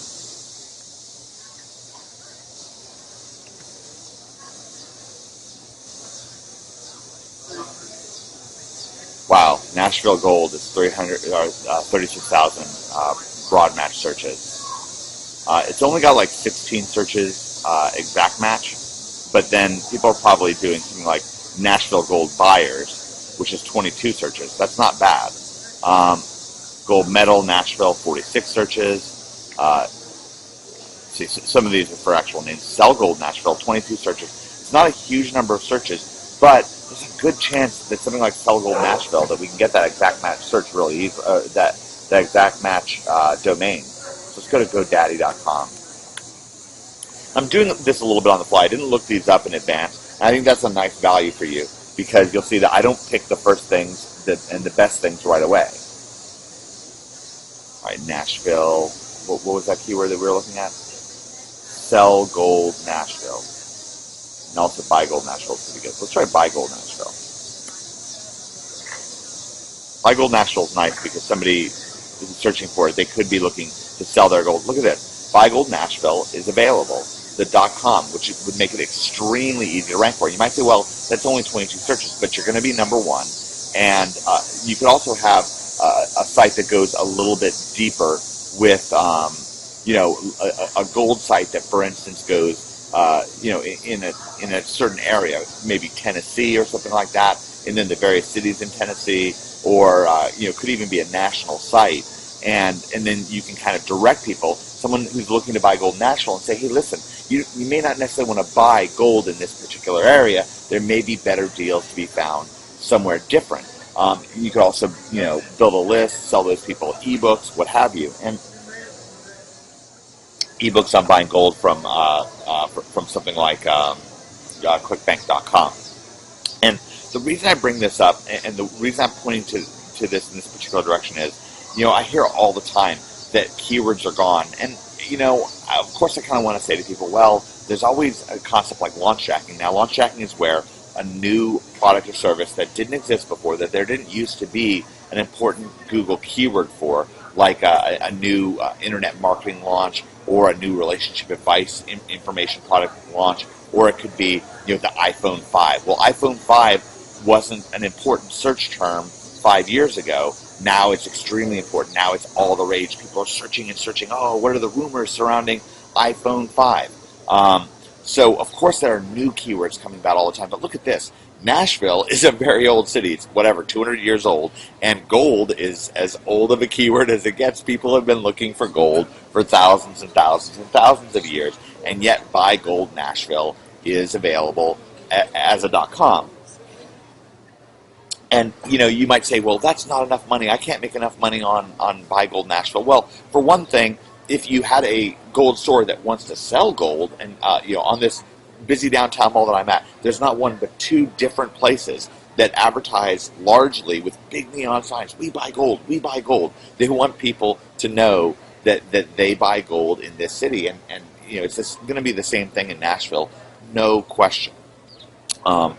And again, like, it could even be for a city like Waco. And I mean, how hard is this going to be to rank for? And if you're, Buy Gold Tennessee or something like that, then Buy Gold Nashville isn't going to be that hard for you to rank for either.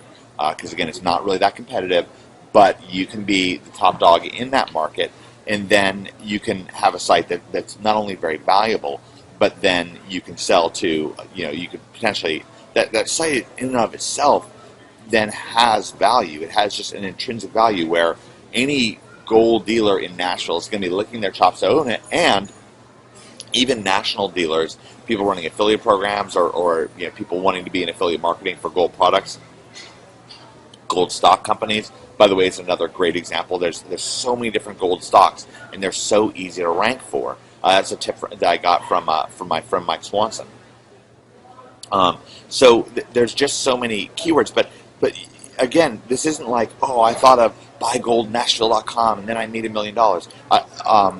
For example, if you search in relationship advice for the keyword, mystery method, then I have a site that's usually ranked, it's number 1 or number 2. Right now, it's number 2, and it's the mysterymethod.net. Now, when I first started SEOing for search terms, the first search term I really went after was mystery PUA, because I didn't really think I could get mystery method.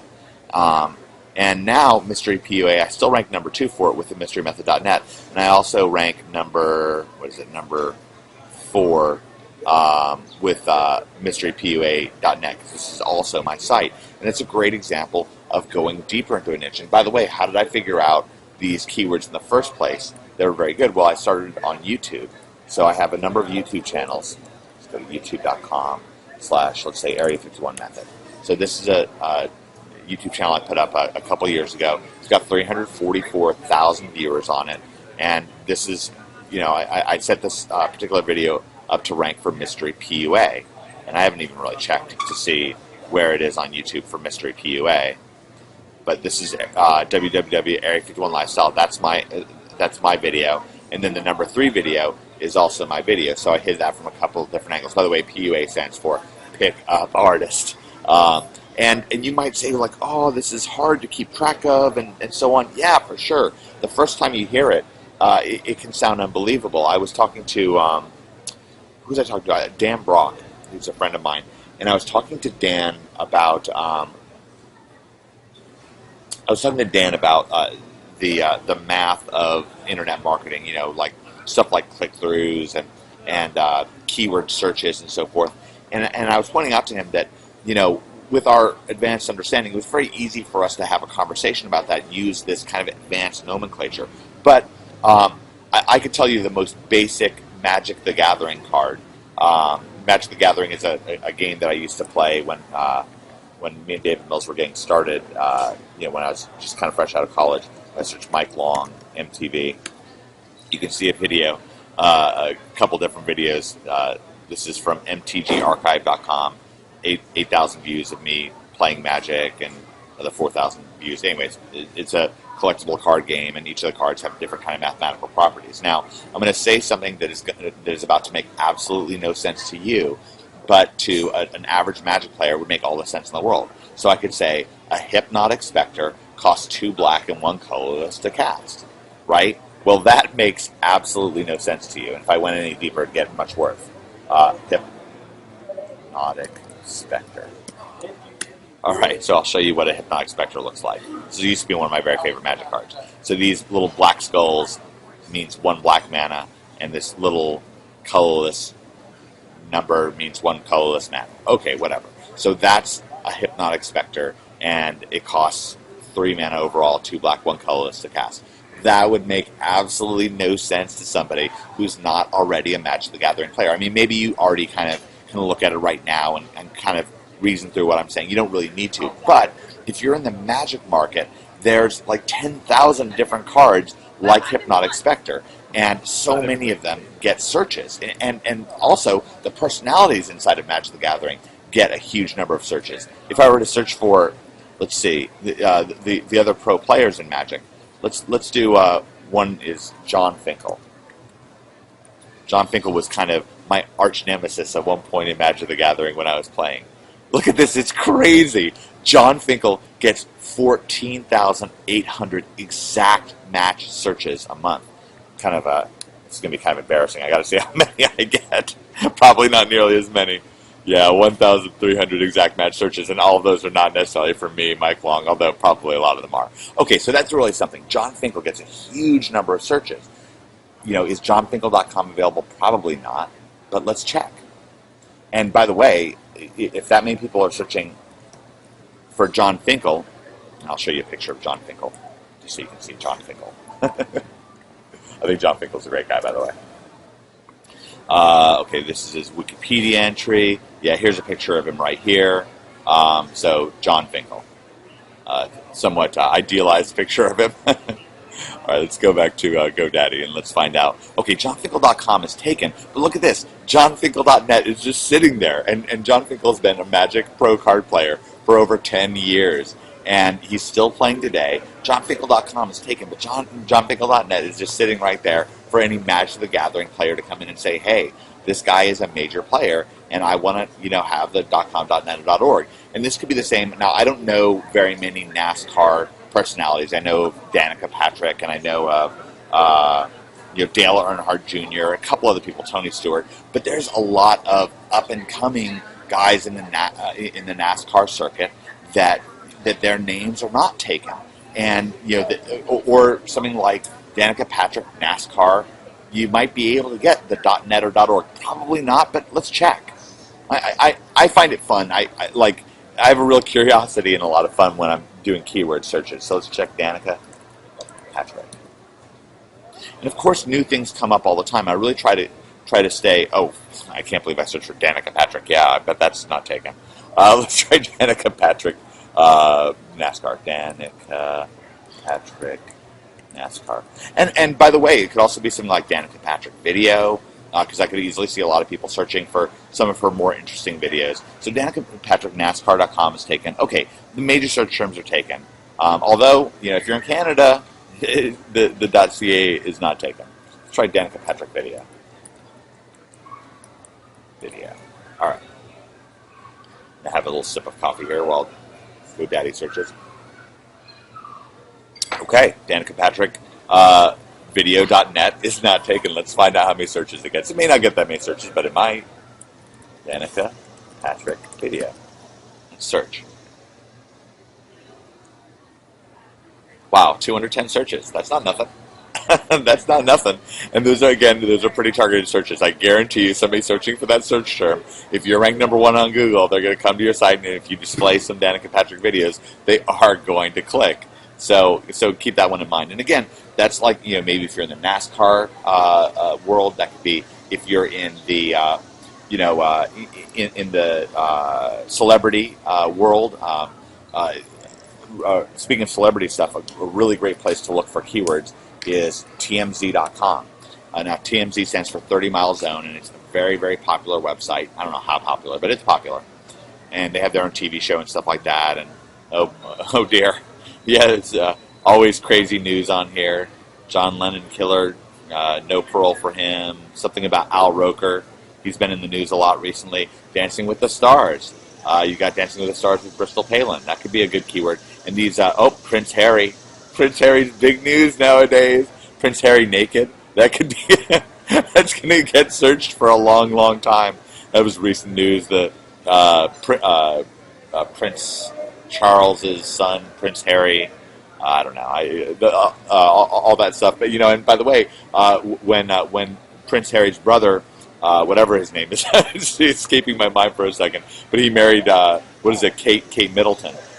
When they got married, that was huge news, and again, there were keywords abounding for those searches that were just completely available. I'm scrolling down the screen. We've got Snooki and JWoww. You've got your search terms for Jersey Shore people. Pauly D makes $11 million a year. I bet people are searching for his music. I just want to kind of point that out. This is more Prince Harry pictures, naked and so on. And here's another search term. Well, not too long ago, Mitt Romney named his VP running mate, which is Paul Ryan. So if you search for Paul Ryan, Paul Ryan Vice President is a website that I registered, and I'll show that to you in a second. But let's show you Paul Ryan P90X.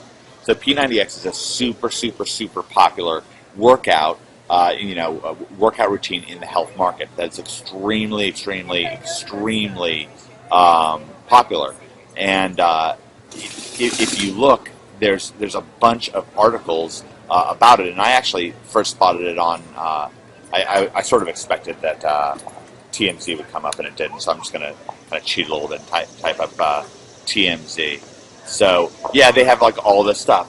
TMZ finds Paul Ryan shirtless, and they actually have a link from a UPI article that then shows this picture. There's Paul Ryan shirtless, and that's the big news. And again, if you're in politics and building a political list, you can be selling offers from offervault.com.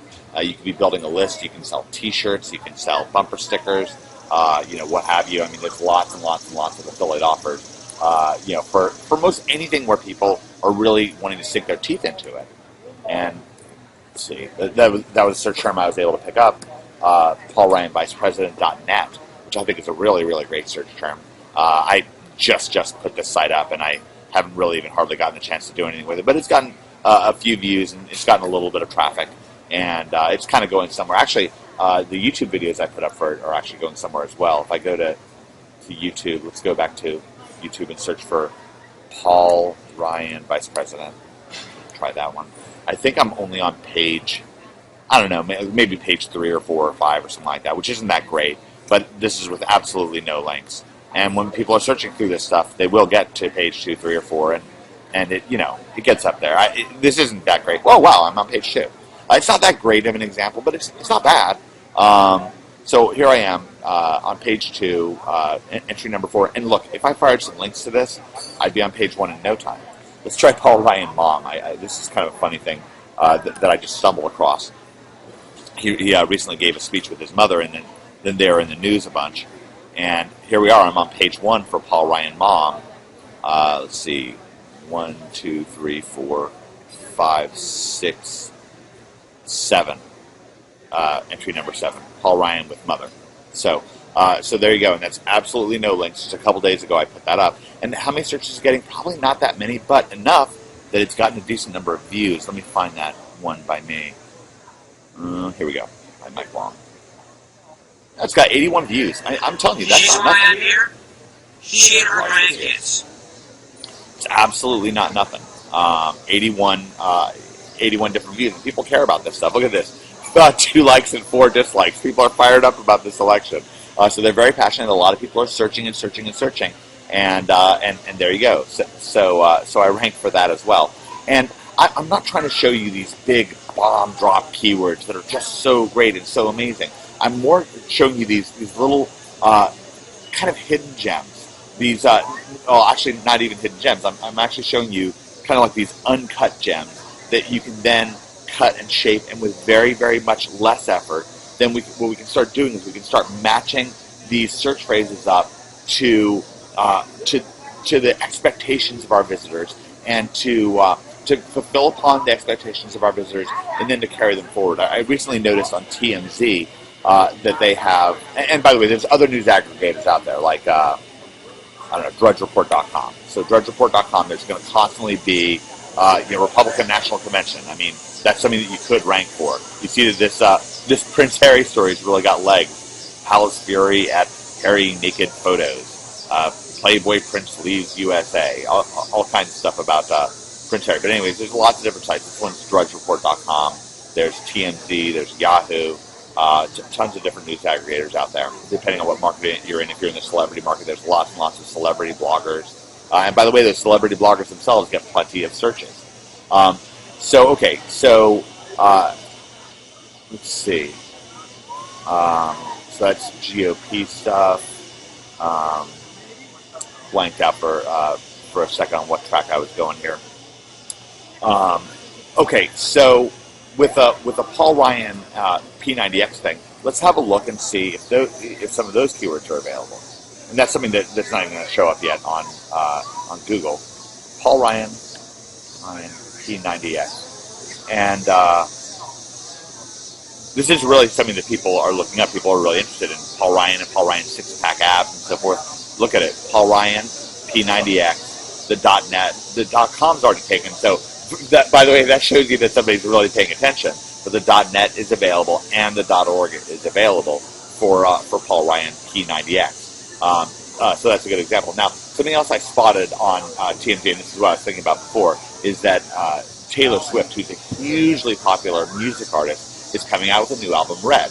And on a forum, I just kind of noted to the people on that forum that Taylor Swift Red I think it was .net or .org was available, and it was something that people could just snatch up. And somebody did snatch it up, and he was asking me for advice. Well, what should I put on that site? And my point is that, like, for instance, if you're in the celebrity market, people want poppy, fresh news. So doing stuff like finding photos of Taylor Swift and taking a picture of it, maybe taking a screen capture of it with Snagit, maybe adding a caption. That's something that Perez Hilton does. Very, very smart of him. PerezHilton.com. And mostly what he does is he takes snapshots that are often widely available, and he'll, for some reason today, he's not, here we go. Here's one of Rihanna. Didn't I just do that? I don't know what that relates to, but he kind of dresses them up and adds his own little take on things to these photographs. And again, that's the kind of thing that you can do. With Taylor Swift, there's often going to be a question about, I'm actually kind of curious if Taylor Swift shows up on here somewhere, One Direction. These are great for celebrity style stuff. It's funny. Wonder Woman's coming out, so that's going to be a big popular search term. Chad Kroeger just got engaged to Avril Lavigne. You could say, well, is there any money to be made in this? That's actually how a friend of mine, Mark Lynn, got started in the internet marketing market space, was by doing little celebrity stuff. And nowadays he's actually re-engaging in celebrity stuff. There's so many search terms, and there's so much interest in these search terms. And a really great example of that was that John Finkel example that I just showed you, where there's just this enormous number of searches just for the search term John Finkel. And John Finkel, he's a celebrity, but in this really, really small market where there's only a few million people involved in that market, in the Magic the Gathering market. And so many of those people that are involved in the Magic the Gathering market aren't even aware that there is a John Finkel. But so the people who are aware of him are just completely interested, and they want to know what's going on with John Finkel. That's very interesting to them. And so So what we want to do is start more and more penetrating what is it that people are really looking for inside of these markets. So if I go to, for example, the mysterymethod.net, which I showed you earlier, this is going to pop up in a video, so I'm going to have to stop both of those. This is a site Hi, I'm Mystery, and I'd like to... It's ranked number 2 for Mystery Method, and there's a number of other search terms. And mostly what I'm doing is I'm gathering names and email addresses off of this site. And what I'm trying to do is I figure, well, look, people coming to this site, they're looking for pickup artist training videos. That's what they're looking for. That's why I made that the title. And I tried different stuff before I did that. And that's, ultimately that's what I realized would catch most people's interest. And as they scroll down the page, I have a lot of my YouTube videos embedded on these pages. And that's what I've done. And these videos get a bunch of clicks from it. It keeps people on the website and really generally helps make the website work very, very well. And it could work even better. I should put more of these social signals in, splash throughout the site, and actually add more opt-in boxes now that I think about it a little bit more. But what I'm doing here is building a big, robust list of people that are interested, that are excited about mystery and what's going on with mystery and so forth, and then I'm engaging them with emails and new videos and so forth about mystery, and then I sell them products that are associated with mystery. I can sell them either affiliate offers associated with other relationship advice stuff, or I can sell them, in this case, my own products, which is very similar to being like your own affiliate. And there's so many different keywords. Every different pickup artist guru is a keyword. Every concept inside of the pickup space is a keyword. So all these things, all these concepts, all the lingo that's involved with this. And I think if you stop and think about something that you're interested in, if you're interested in celebrities, if you're interested in gold, if you're interested in some show that you really like to watch, that you know all the characters' names on that show, and you know the details, you know the actors that are playing those characters, and you can have a blog about that show, and you're going to have such an unfair advantage over people who are really taking kind of this generalist approach, who are just looking for those top keywords. They're off looking for the hidden gems. You're the one, and by the way, these little keywords that you sculpt, these little keywords that you get a hold of, like Nashville Gold or like Paul Ryan P90X. Well, if you have a site about Paul Ryan and you're also ranking for Paul Ryan P90X, guess what? Google's going to say, look, this is the guy or gal who really knows about Paul Ryan, and they're going to give you inflated rankings on Google and on Yahoo, or on Google and on YouTube, because you're signaling that you're the authority on that, both to organic searchers and to the search engines themselves, because a lot of the ways that they're looking at keywords, they're saying, well, what are those synonyms? What are those things? If somebody really wants to know about Paul Ryan, then one of the things they might want to know about is Paul Ryan shirtless, or Paul Ryan six-pack abs, or what have you. And again, these all seem like such crazy search terms, but again, a whole business can be built around this kind of stuff, and that's really where the gold is. The gold, the metaphorical gold, or even the literal gold, is in digging into these keywords, into digging into these markets and going deep into a market, and polishing these uncut gems and arraying them into something that's really, really special. I showed you an example of that with mystery stuff. I'll show you one more of my YouTube channels before I head off here. So if I go to www.Area51Lifestyle, that's a channel that was showing up in searches. 4.3 million video views on these searches. And this YouTube channel, it's either a PR5, PR6, maybe even a PR7.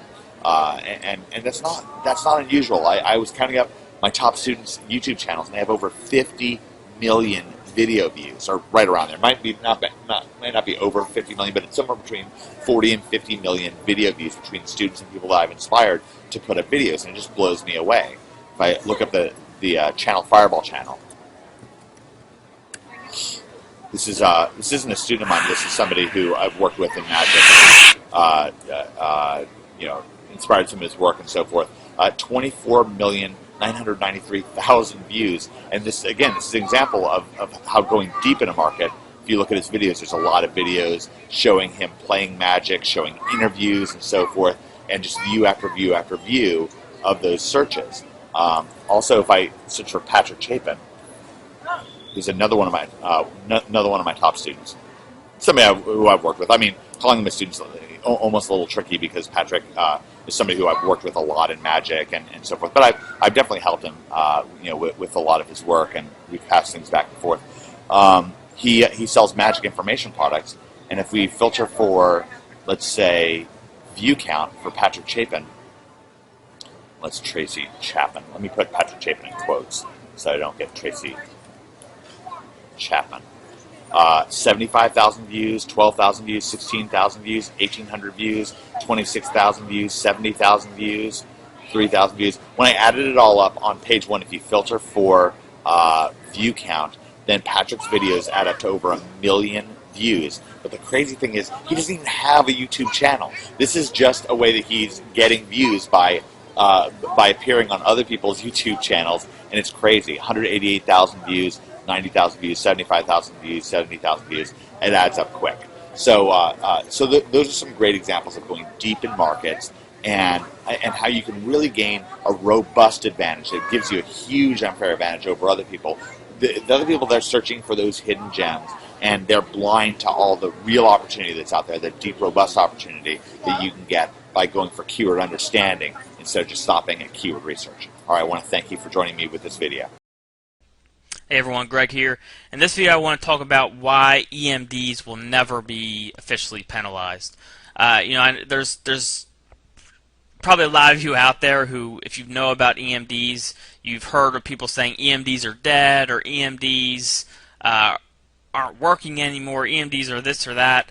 But the truth of the matter is EMDs will never be penalized. Exact match domains, they will never be penalized. All right, and there's a couple of reasons for that.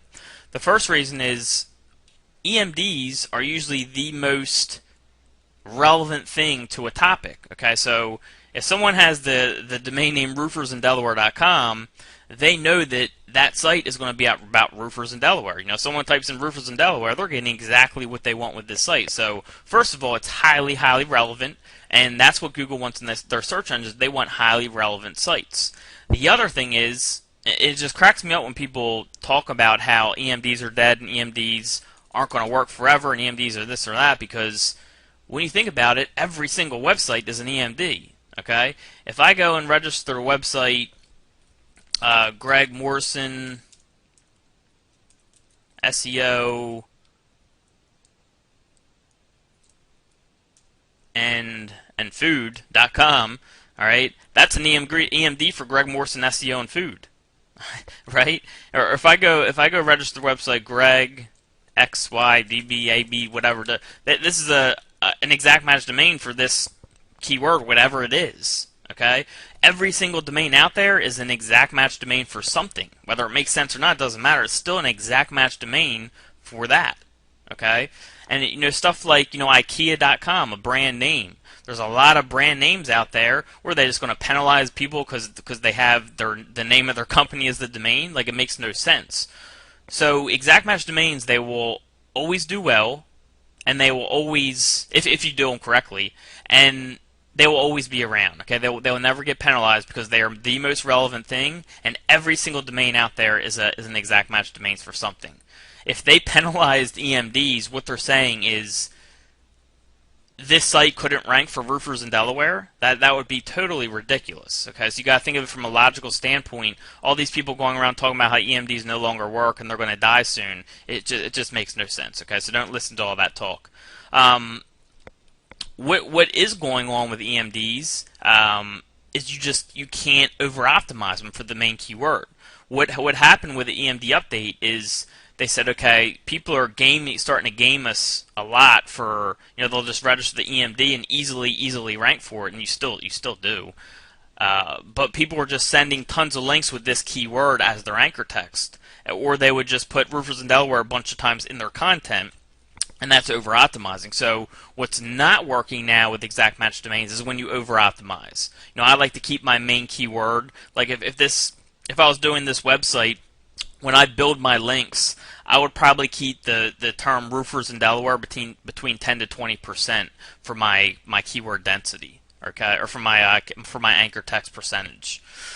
And then for the on-page content, I would probably do it something like 2%, 1 to 3%, anything like that, where I would have roofers in Delaware to be 1 to 3% of my content. All right.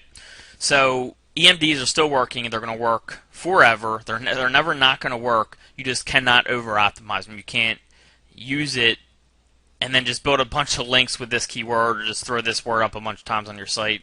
That's what's not working. All right, but EMDs are still working very well. I have hundreds and hundreds and hundreds of them, and most of them are ranking extremely well. The ones that aren't are the ones that were over optimized from before, and I need to work on obviously bringing them back. But any sites that are are normally done SEO wise the way we teach are doing great for EMDs. All right, hopefully that clears things up for you. Talk to you soon. Hey everyone, it's Greg here. Today I want to talk about a topic that's really killing a lot of people that surprisingly no one talks about and not many people know about. I didn't even really know about it until not too long ago, maybe a year and a half ago, and I started checking my domains and I started seeing this, and it's something that you should always do from now on after watching this video, because it's something that can be the difference between succeeding in this business and just getting totally confused and frustrated and giving up. And once you see this, you'll understand why.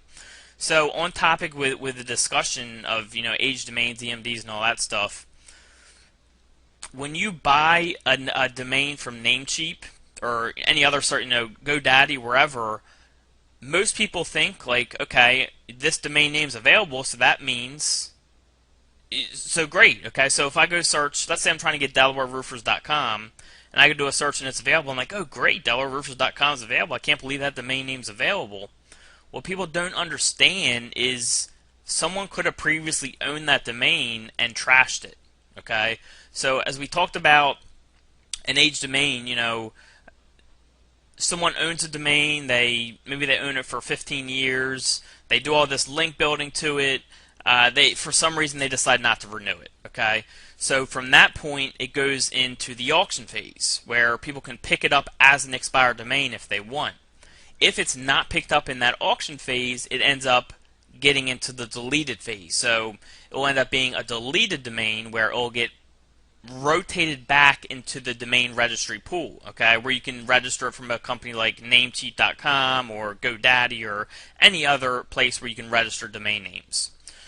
And this is just killing people, and it's something Google needs to fix, where somehow when a domain gets where it's deleted, where someone owned it before, they did a bunch of links, then it gets thrown back into the domain pool where you can register from a normal company. They got to figure out a way where it won't hurt the new owner, because people are registering domains that they think are brand new, but really they were previously owned, they were trashed, and that person never had a chance to rank to begin with. And I'm sure many people watching this has happened to you, where you've got a domain, you've built out a site, you've done everything right, and you just won't rank, and you can't figure out why. This could be a reason, and it's something no one talks about. A huge topic here that people need to learn about. And let me give you an example. I'm in the tool registercompass.com here. These are all deleted domains. I just want to show an example. So all these 10,989 domains that all have health, and there's hundreds of thousands of these each week, each day, whatever, that delete each day that could be bad domains. So as time goes on, there's going to be more and more domains that are like this, that are trashed. Okay, and where you go and register, you think it's brand new, you think it's a good site because you got a great domain name, but really someone trashed it before, and it's going to hurt you, because anything someone did before, whether it's a new domain, an old domain, or a domain you buy, it doesn't matter. What someone previously did to that website, especially with the links, mostly with the links, is going to affect you, whether negatively or positively. Okay, so here's one site right here, rxmedshealth.org. Let's say rxmedshealth was a great keyword. Okay, so I'm like, let's go see if this EMD is available. rxmedshealth.org or rxmedshealth.com.net.org, whatever. rxmedshealth. So I want to go see if we got an EMD for this. I'm looking for .com, .net.org, whatever. Alright, so the .com's not available. Ooh, .net and .org are available. Which one do I want to go with? This time I want to go with the .org. Okay? So I register this domain name. I'm excited. I got a great EMD. I'm ready to roll. Except I put up my site, I do great SEO work, and it never ranks. Well, we need to check the history of this domain name, even if it looks like it's a brand new domain. We have to check the history. So if we go and put this domain in a tool like ahrefs.com, which shows you how many links the site has, oh wow, this site has over 60,000 links from over 200 referring domains. It's supposed to be a brand new domain, right? So something that's killing tons of people, especially like in the local markets, because people get these local EMDs, they've trashed the domain names with spammy links, and then they just get rid of the domains because they won't rank, and then the domains get thrown back in the domain pool, where people are re-registering the domains and trying to rank them where they never have a chance. And again, it's happening more and more as more people come into this business. And as SEO changes, it's happening to more and more domains, because like a year ago, building a whole bunch of profile links the right way used to work well. But now all the websites that was done for, they're trashed because it doesn't work anymore. SEO has evolved, and now something else is working, where all those domains where that happened to are now trashed. Okay, so anytime you register a new domain, I don't care where you get it from, check the history of the site. All right, go to like hrefs.com, run it through here, see if it has any links. Usually you're looking for no links, okay? But if it has links, just check the quality of them. Like if we go check the quality of these links, the first thing I see is a foreign website, okay? .edu, .something. You can just tell it's someone trying to do SEO, okay? And then to make it even worse, they're doing spammy stuff like Celebrex, purchase drug name, buy drug name. So this is a totally trash domain that never has a chance of ranking. I'll tell you right now. You go and register this domain, rxmedshealth.org, and try to rank it for rxmedshealth, which would be very easy because it's not a keyword that gets competition. You will not rank it for that keyword because this domain has been trashed. Okay? So just be very, very careful when you register domains. Make sure you do a check on them. You can also go to whois.domaintools.com. And again, it surprises me that no one talks about this topic. And I think one of the reasons is really no one knows about it. Even like the big SEO guys, a lot of the big SEO guys and the gurus out there, whatever, they just don't know about it. But I've done so many websites. I've done over 1,000 websites where it's like when a website doesn't rank, and I've done something totally pretty much the same exact thing to a whole group of websites, and there's a few of them that aren't ranking. I've gone in and I've analyzed like, why isn't this ranking?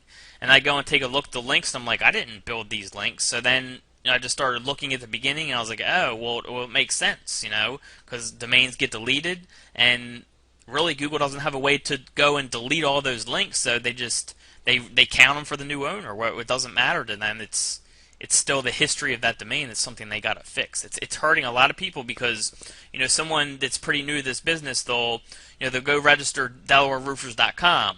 They got a great EMD that they're told, if you follow this blueprint, you'll rank well. They do everything right. They have great content, but they never rank. And then that could be the difference between them totally giving up, like, look, I followed everything, it just doesn't work for me, or between succeeding, right? If they check the history and they knew to skip that domain name, just pick another one that has a good history or no history, they would have ended up maybe ranking that website, getting their first client, then picking up more clients from there. So it's a whole snowball effect where if this happens with one-year site, especially if you're in the beginning stages of this business, it could ruin your whole career in this business. So it's a really, really important topic that people need to get educated about.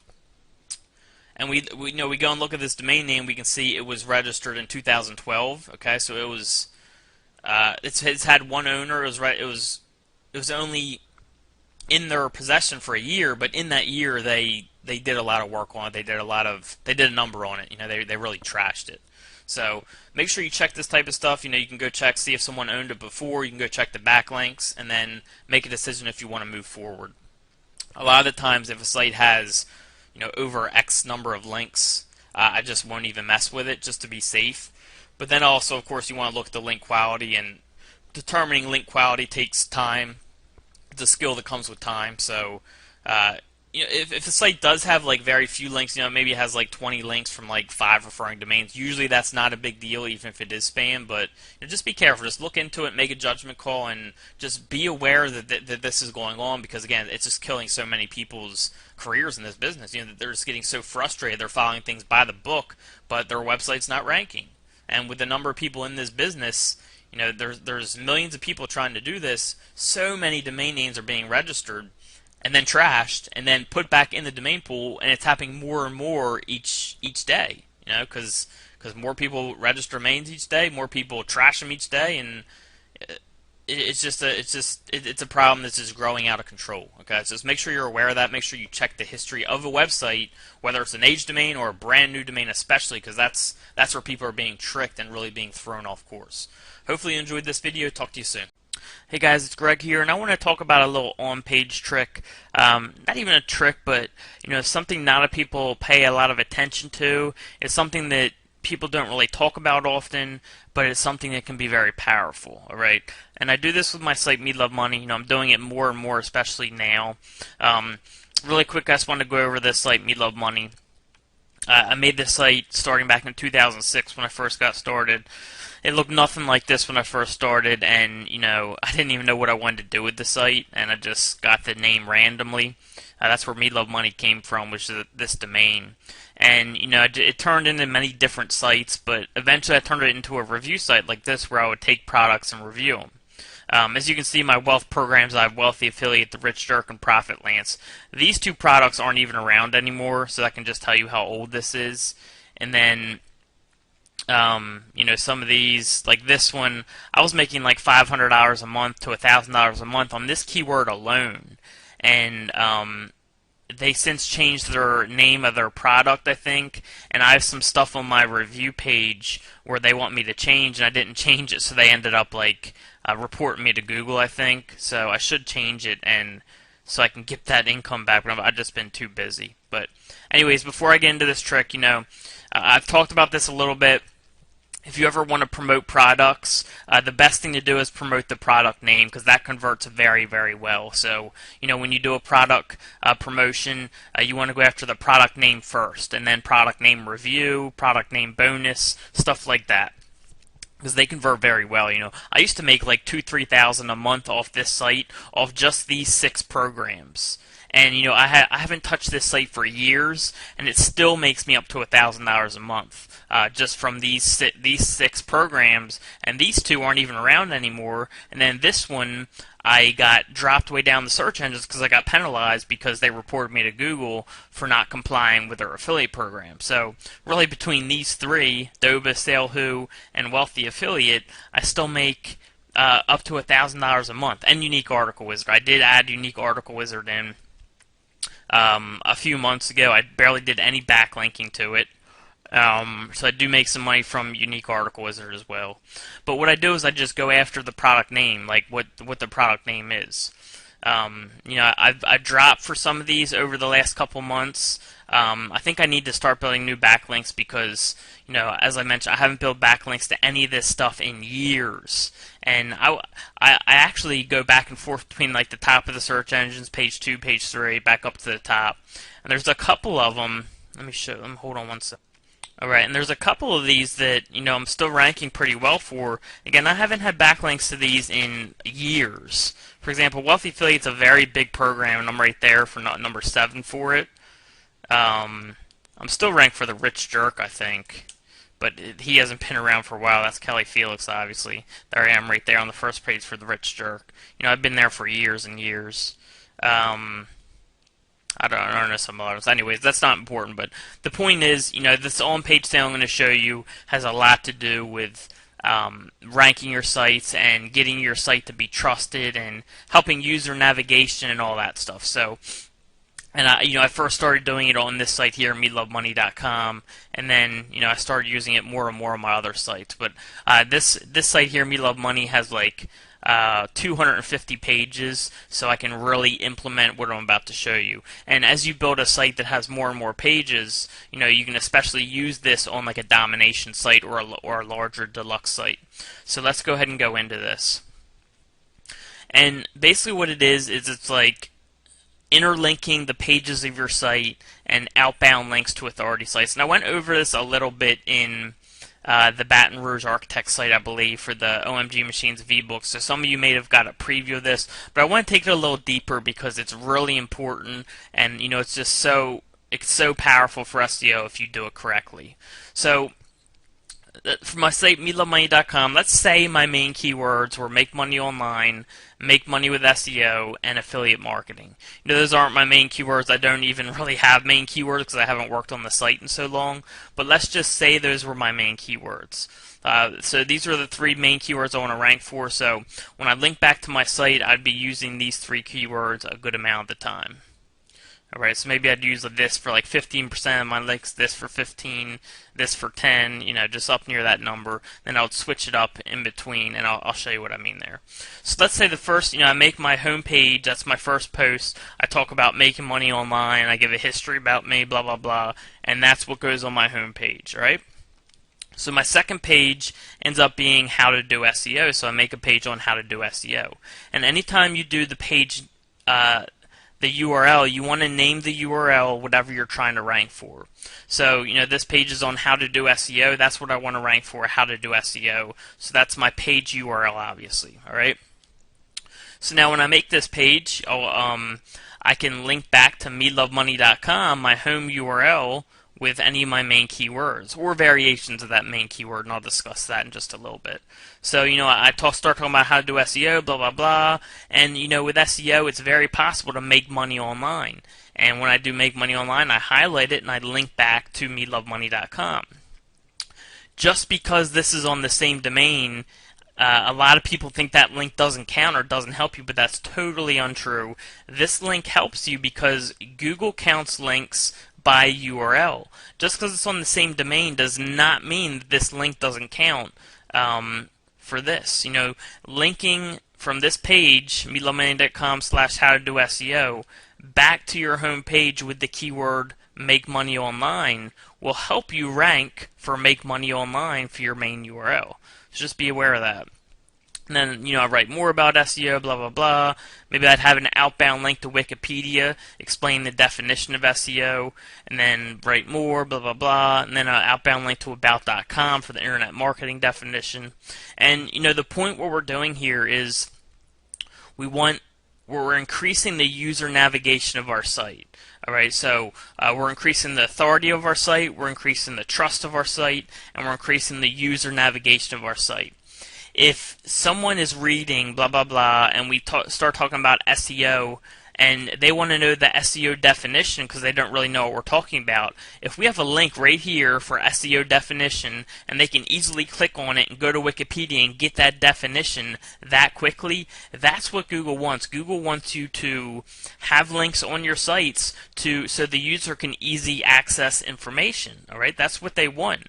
And if the link's right there for SEO definition and they want to know about what is SEO, they just click on it, they go to Wikipedia, and they read about it. And that builds trust to your site, especially when you're doing outbound links to sites like Wikipedia, who are authority sites. When you're doing these outbound links, make sure the site you're linking out to is a good site. You don't want to link out to bad neighborhoods and bad sites because you're responsible for who you link to. So be very careful with your outbound links. Don't link to any spammy sites or, I don't even like linking to PR0 sites. Like if a site's a PageRank 0, the main domain, I don't even like linking to it. So I usually won't even do that unless I'm linking to my own site.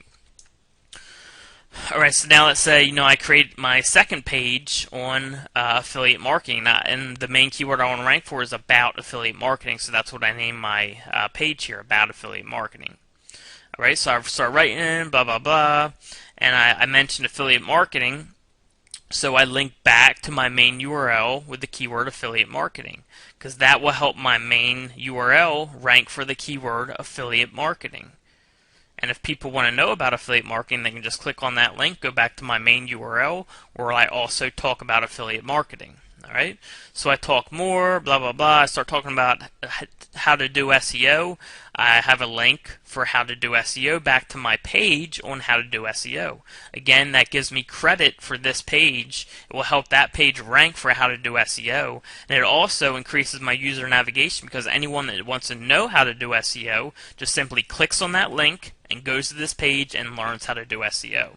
So not only am I getting credit for that link, but I'm also increasing my user experience, okay, and my bounce rate, because if someone comes to your page or your site and there's no links on it, your bounce rate is going to go up tremendously. And bounce rate is basically if someone comes to your site and they don't go to any other pages of your site, that's called a bounce. If someone comes to your site and clicks on a link and goes to another page of your site, they did not bounce.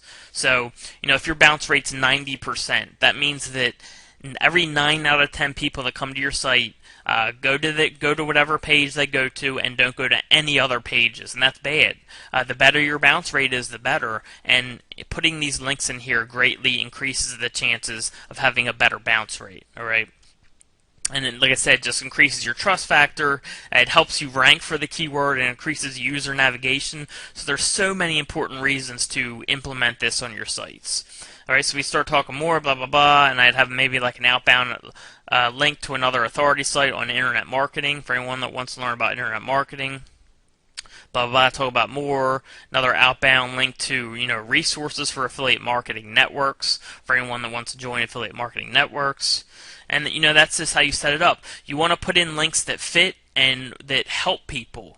Even sometimes if it's a competitor, not if they're like a direct competitor, like where they're on the first page and you're on the first page, I probably wouldn't link to them. But you can link to competitors, and that can help you because you want to give the user easy access to the information they want through links. All right. So let's say my third page, I then create a page on Unique Article Wizard telling people about this awesome SEO tool. So maybe my first link will be an outbound link to SEO Moz, and I'll say the keyword great SEO tool, and I'll link to SEO Moz. SEO Moz is a good site, and that they're an authority site, they're a trusted site, so they're a good site to link out to. And it's on topic, that's another SEO tool. Excuse me, then maybe I have to start talking more, blah, blah, blah. I mentioned Make Money Online again. Why not highlight Make Money Online and link back to my main URL for Make Money Online? Because anyone who wants to learn about it can click on it and go back to my main site and learn about it. And it also helps me rank for Make Money Online for my main URL. So why wouldn't I add that in? And it can increase your bounce rate. So there's so many things this does for you. All right, so I start talking more. Another link back to how to do SEO, because I start talking about making money with SEO, and this time I do the anchor text make money with SEO instead of how to do SEO, because you don't want to link back with this anchor text every time how to do SEO. You want to switch it up to different stuff, just like normal links. You don't want to have the same anchor text every time. I wouldn't go over 20% for any keyword nowadays, so just be aware of that as well. So now I do my fourth page. I do it on email marketing this time. So I start talking blah blah blah, and I have a link out to Wikipedia for the definition of email marketing. So anyone that wants to know more about email marketing can just click on this, and I'll have the definition of email marketing right there in Wikipedia, which is a very trusted site. So I start talking more, blah, blah, blah. I link out to Aweber for email marketing tool. Alright, so anyone who wants to use an autoresponder just clicks on this link and gets Aweber, and most likely that would be your affiliate link anyways. Alright, so I start talking more. Again, a link back to, I meant to say my main URL here. So I'm talking about, making money online with the email marketing. I can link back to my main site with make money online with the email marketing. Now notice what I did here. I switched up the anchor text for one of my keywords here. This will still help me rank for this keyword a little bit, but I added on a couple keywords. Alright, so I'm adding another keyword into the mix. I'm diversifying my anchor text, and I'm just switching things up with that. But I like doing that. Like whenever I have a keyword, like if I'm trying to rank for make money online, I like to use keywords like this when I switch up my anchor text, where I have make money online in the keyword, but also additional keywords in there, because that doesn't count as the same anchor text, but you still get your main anchor text in there. So that's a little trick that I like to use. Alright, so we'll do a couple more of these, two more. Let's say my fifth page is on, let's say I made a page about, I just went to Affiliate Summit and I was talking about this affiliate marketing event I went to. So my first link maybe goes to this page on about affiliate marketing for anyone who wants to know about this affiliate marketing event, and I do the keyword affiliate marketing event. Notice again how I mixed up my keyword. I didn't know about affiliate marketing, but I have affiliate marketing in there, and I just added a different keyword event, or a different word event. Then maybe an outbound link to Affiliate Summit, which is a very popular internet marketing company who holds these events. Affiliate Summit does, so I can link to them. It's relevant and it links to an authority site. And then maybe an outbound link to a site showing upcoming events. That's the type of stuff you want to do. You want to have links that provide value for people, or it's easy for them to click on. Even if they're leaving your site, it doesn't matter. You want to provide that value, okay? And you can always do your links to appear in another window, so your site is still appearing, alright? So it just appears in another tab or another window, and then when they click out of that, they'll go back to seeing your site. So you can do that as well. Alright, so this last page here, now I don't want to do too many examples. 6 is probably way more than enough. Let's say I start now talking about my first method I use to make money online. So I start talking, blah, blah, blah. I link back to melovemoney.com again for making money online this time. Alright? So a very slight version of make money online. And then my next link, maybe I'll talk about how Unique Article Wizard was the tool that I used to start making my first dollar online. So I link back to my page on Unique Article Wizard for the text Unique Article Wizard, for the anchor text Unique Article Wizard. Again, that helps me rank for Unique Article Wizard for this URL, and it also gives people information on what this is, more information on it, and if they go there and buy through my link, I make money. So there's so many reasons to do this, and it increases my bounce rate, or decreases my bounce rate, I'm sorry. Then maybe I'll throw in an outbound link to Google for free search engine traffic. So, people know that's where you go for free search engine traffic. Of course, having a link to google.com is a good link, a good outbound link. Then I talk more, blah, blah, blah. I'm finishing up the post, and I link back to this About Affiliate Marketing page for keyword make money with affiliate marketing. Again, I switch up the anchor text, but I still have one of my main keywords in there. So the point is, when you're doing this, you just want to naturally link to other pages of your site and outbound authority links, or other sites that hold that information, that are authorities in that respect. And the more pages you add to your site, the more you can do this. Once you get 100 pages, if it's all about like making money online, you can, when you start talking about how to do SEO, you can link back to a page you did on how to do SEO. If you start talking about email marketing, you can link back to that page you did on email marketing. If you start talking about CPA networks, you can link back to a post you did on CPA networks. And that gives the user more information on the topic. If they want more information on that topic, they simply click your link, they go to that page, and they learn more about it. Okay? That also decreases your bounce rate. And that's very good for rankings these days. It's getting even more important. It also increases the trust of your site. It also helps you rank for additional keywords. So there's no reason not to start doing this with your sites if you're not doing it already, right? It's something I've been focusing more on a ton. It's very important for on-page SEO, and surprisingly not many people talk about this, and it's just so important. So just be aware of that. As always, if you guys have questions, just let me know. You can answer them, or I'll answer them on the Skype call or the Skype chat this week, or whenever you want, or you can just email me. Anything's fine. Alright, so I hope you guys enjoyed the video, and I'll talk to you soon. Alright, in this video we're going to be talking about content for your site. Now, of course, you can write your own content, or you can order content. It just depends on what you want to do, your personal preference, your budget. It all really depends. There are certain sites where, as I mentioned in the overview video, I'll order content and then change it later on. There's some sites where I'll order content and leave it. There's some sites where I'll do my own content. So it really depends on the niche you're in. One good gauge is, how much are people spending in that niche? What are the keywords?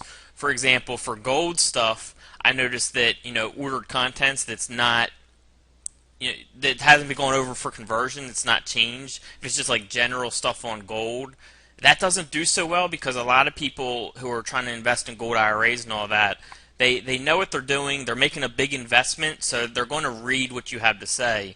If it's just a general article, it's, in a niche like that, it doesn't really do it 99% of the time. So It really depends on what the niche is and the end goal of the person visiting the site. On the other hand, there's CPA stuff, like for example, if someone's looking to get a car insurance quote or something like that, then the content doesn't they aren't as likely to read the content. The content doesn't matter nearly as much. It's more there for the SEO reason. So again, it depends on what you're doing, your resources, what you prefer. Maybe you love writing and you want to write your own stuff and you're good at conversion. Great. If you're not, you can have it written, and then once you get traffic, you can mess around with conversion stuff. But of course, whether you order or you write it yourself, it doesn't matter.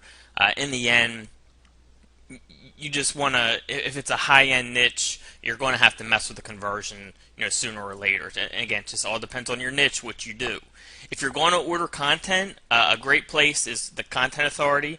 You can go to omgmachines.com/content authority, and we will provide you a list of the best authors. I know the owner of the Content Authority, and he provides me with a list of their best authors, and we make sure that's in the members area for you. You can find the list in your members area. So if you want to order content, this is a good place to get it from. I always get my content from them. It's always good content. All right. So now, as you add your content, you can either do all your content at once or you can space it out. And I like to go the route of spacing it out. I'm not saying it definitely has an advantage for SEO, but I feel it does. I feel like the site is more natural when you do that. If you, for example, if you have a site on, take the eSig site for example, if we just put up all these pages at once, I don't think that would be as natural. Where, right now we're continuously adding content every once in a while. Maybe we'll review a new e-cigarette and we'll add a page for that. And it also depends on your niche again. How many pages are you going to have? How deep are you going to take the site? But usually when I start a site, I'll do the home page. So the home page is a post. As you can see right here, we have one post for KLKS. That's the home page. That's what this is right here. So when I set up my sites, I always do a post. I'm sorry, this is actually the e-cigarette brands. Let me go to the home page. So this is the home page. This is what the post is, okay? Because the posts show on the home page. And then whenever we want to edit the home page content, we just go back and edit the post. The rest of our stuff we do as pages, okay? So, again, when you're ordering your content, you also want to have a clear vision in mind for your site. How deep are you going to take this site? What direction are you going to take it? What's the point of the site? That way, you can kind of write down. You don't have to write down, but you can kind of at least know in your head what content you're going to be ordering. You can know what order you're going to order it in. I think we ordered this post first. I don't know if we ordered it ourselves. I think we ordered a post, then we kind of made little changes to it ourselves and added in stuff ourselves. Of course, we ordered that first because we want the homepage content up there first, and then we started doing our pages. And we would add a page. We like to add them in every once in a while. Like maybe we'll add 2 pages one day, then we'll 1 page the next day, then we'll wait 3 days, add a page, wait 2 days, add a page.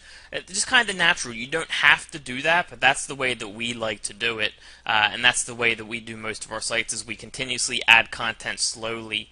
Or if you're going to have like 10 pages and you're not going to have any more than that, you can do 1 page day 1, day 3 you can do 2 pages, day 5 you can do another page, or you can just do them all at once. It's totally up to you. I don't think it makes that big of a difference which way you go, but again, I particularly like to space them out. I think it feels more natural that way, and I just think that it just helps you in the end. That's just my opinion. All right, no specific data for that, but that's just always the way I do it.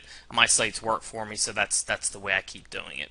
Okay, so yeah, as far as content, again, you can order, you can write yourself, but just be aware of your niche. And if you're going to order content and you're in a high-end niche, you're going to have to eventually end up editing that content to fit conversion. All right.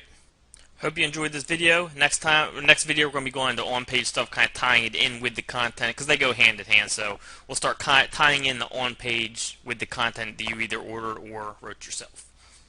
Alright everyone, in this video what I want to do is show you how to control what title and description shows in the search engines. I know especially for beginners they get frustrated because they can't get the exact title or description they want to show in the search engine, so I'm going to show you how to control that easily. So what I mean, if you go and type in like Blue Sig's review, This is my site right here. This is anchor text. This is the exact title I wanted to show. I got my keyword in here. I got some additional stuff, and then my brand name. Sometimes I'll include brand name. Sometimes I won't. I just play around with that.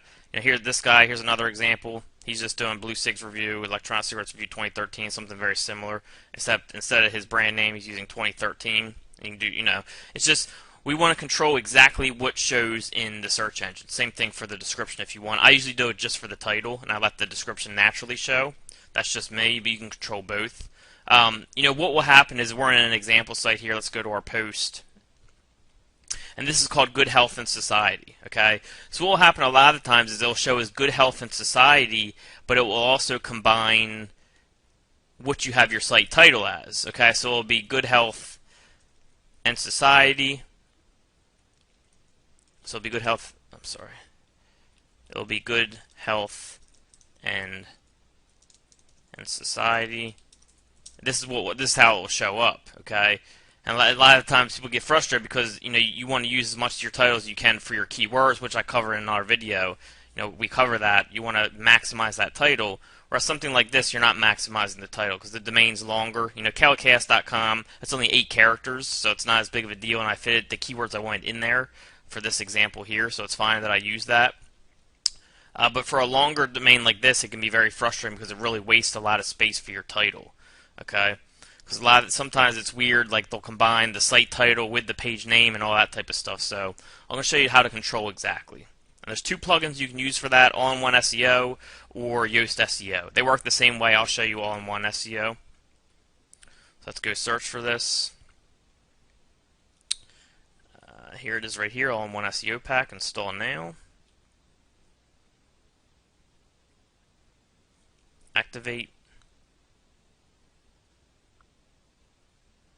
Alright, then we want to go here. We're going to go to General Settings. We want to scroll down. This is where you can have your home title. And if your home title is not showing up right, you can have it there in your description, of course. I don't fill out the meta keywords, so I don't mess with that. But for like your posts and tags, here it is right here. Okay. So like for my page, that's a post. Because this is how I think it naturally shows up. This would be the page title. This would have it show up as we have here. Okay, but if we just want the page title to show, so we can just have total control of the title, that's what you would do. Just want page title to show. Same thing for post. If we just want the post title to show, just do that. Okay, so I usually change those two just like that, and I'll save it. That way it will show whatever I have in that box. So if I update this, now let's go back to posts. Alright, so now whatever you put in here is what will show for your thing. Okay, so what I would do is copy this, and then I'll go to SEO title and click this little button here. So we can make this bigger so you can see it. And I would put in whatever I want my SEO title to be. Okay, so maybe I want Good Health and Society, like best health tips online.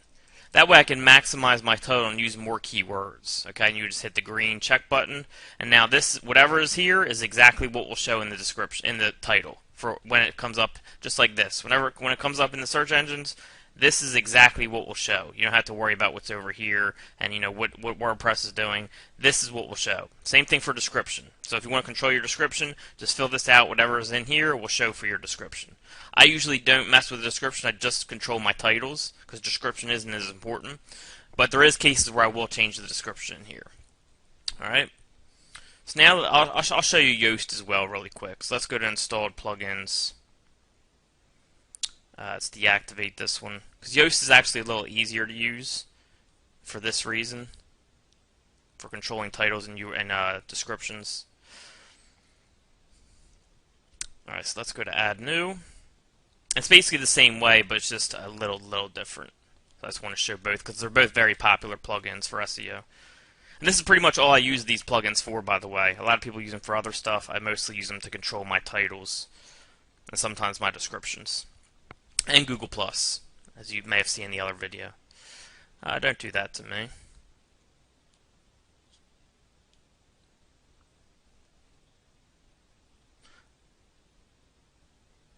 Alright, so it's saying it already exists. Whatever, you install it. It must have installed it already. So here it is right here. I'm going to activate it. Alright. And then you go to SEO, titles and meta tags. Titles and metas, actually. And then you go to post types. And then for post title, we just want title page. Okay, so you delete these two. Alright, and then for pages, same thing. Title page. That way, whatever's in the box is exactly what's going to show. And save changes. And now let's go back to our post. So now all we have to do for this is just edit whatever's in here. Whatever's in this box is what will show in the search engines. Best online weight loss, whatever. Alright, update. Now if we go back to post, you can see it automatically updates the title. So all you gotta do is worry about what's here. It automatically does over here, so you don't actually have to like copy this, paste it in this one like we did with all-in-one SEO. Whatever's here is what shows, okay? Because you can see it just copies this to the SEO title. All right, so whatever's over here is what's showing, but it's the same thing as what's over here. So Yoast SEO is just, you don't have to go over and edit this area. It's automatically copied from this right here, which is why I usually use Yoast for this type of stuff. All right, but either one's totally fine. But that's how you have total control of your descriptions and titles, and that's what I've been using to control them. All right, if you have any questions, let me know. Thanks. Alright, in this video I'm going to show you setting up Google authorship. I have a new way of doing it that's very quick and easy. I'm actually going to start from scratch. I'm going to sign up for a new Google Plus account, because that's probably what many of you will do. You can use your current Google Plus account, but just make sure it's for an important site. Don't just use it for random sites. Like I use my real Google Plus account for the KLKS site, because it's it's an important example site, so I just use my real one. But a lot of times I'll just use kind of fake Google Plus accounts and just go with that. All right. So let's go ahead to Google. We're going to sign up for a new account here. .com+. So I went to google.com/plus. Create an account, and we're actually creating an email account right here.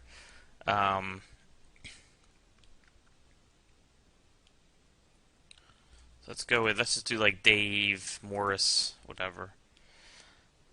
Let's do Dave.Morris.109. See if that's available.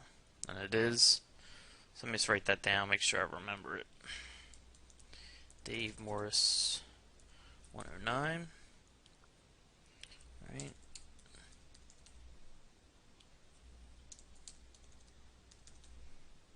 Choose a random birthday here.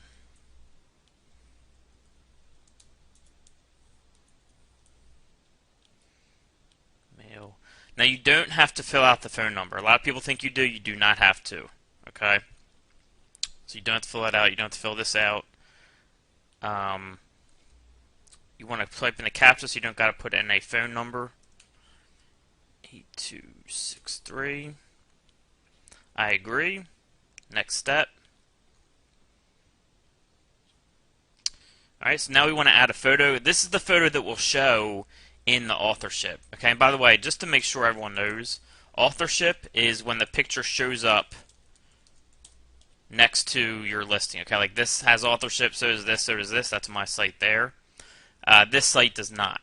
Okay, this can be very helpful because now when I first started doing the e-cigarettes, no one else really had authorship, and I had pretty much the same rankings as I do now, but my visitors went down about 500 per day because everyone else had it authorship because I started stealing everyone's clicks.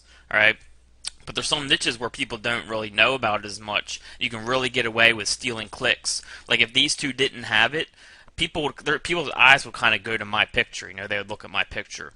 Like if we go and type in gold IRA, I think I'm currently number 4. I'm bouncing between number 1, number 4. Someone scrolls down a little bit. These 3 don't have it. The top 3 don't. The 4th one does, which is me, and their eyes kind of go to this picture. So I'm stealing clicks by using authorship. So that's the main point of it. You can see here I'm using an account that It doesn't even have any followers or anything on it, any good people in Google Plus. The main reason for Google authorship for me is to steal the clicks with the picture. All right. There's also, I'm sure, there's SEO benefits of actually having followers, and I do try to have those for my really important sites, like KLKS. But the number one reason for authorship for me is to steal the clicks. Okay. But you can see right there how this can really, bring your eye to that picture, and people will click on my site instead of the top 3. But when I set up my my e-cigarette stuff, even if I was ranked number 3 for a keyword, I was just stealing so many clicks from the people above me. Everyone started using authorship because it was very obvious that people were coming to my site because of that. So now everyone in electronic cigarettes is getting authorship. So my traffic's going way down, but it's very helpful for stealing clicks.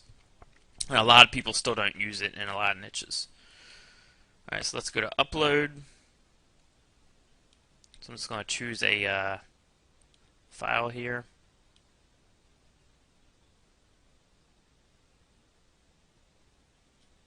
Example. And when you're choosing a picture, you can look for royalty-free headshots, royalty-free images. They're headshots.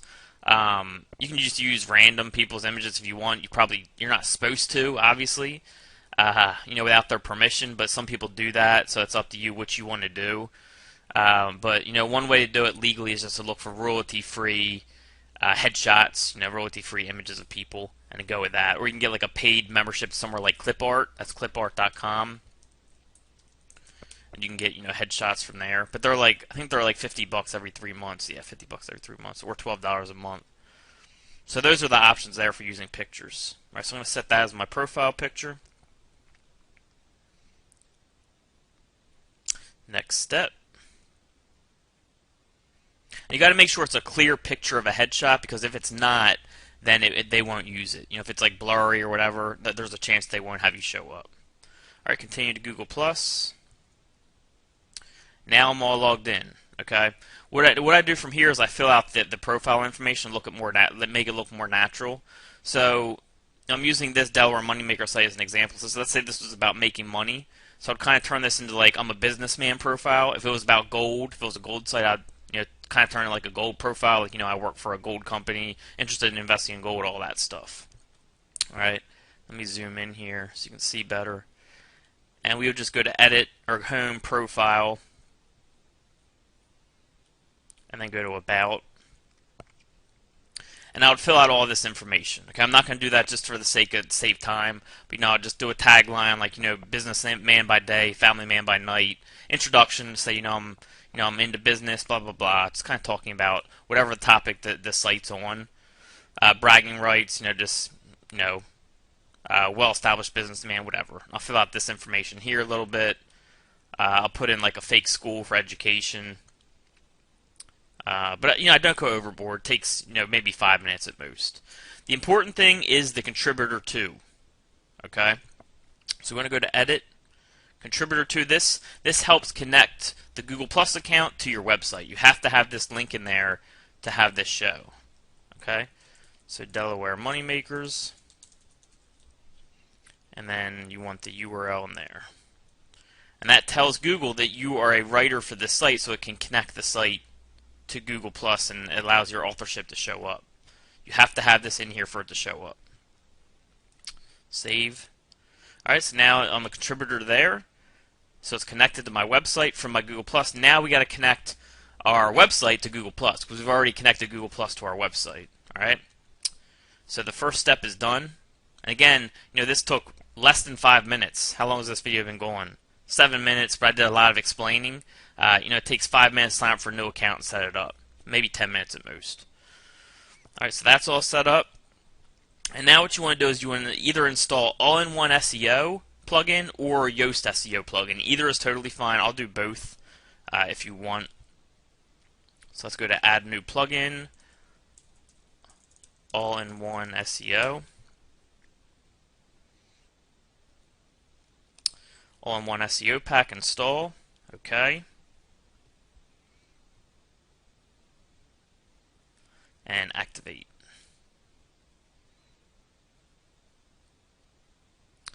Alright, so before I do this, one more step. What I always do, I don't know if you have to do this or not, but I've been doing it, and it's what's working. So I go to Edit Profile, and I do my first name. I do my name exactly as it appears in my Google Plus account. So Dave Morris. Okay. Nickname Dave Morris. And display name Dave Morris. Okay. Then I'll put my website in here.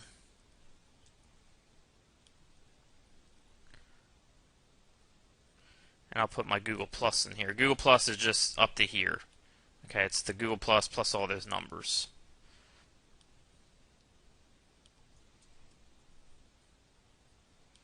Now just save it. The main thing you want to do in here is make sure the name.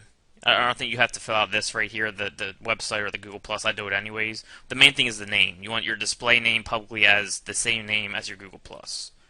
Again, I don't know if you have to do it, but I've done that for every site that's worked. And every time I do this, it works. So that's the first step. Change the howdy. Now your name is the same as it is in Google Plus.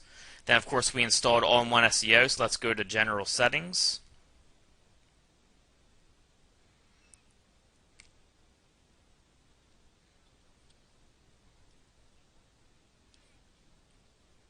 Let's go to General Settings.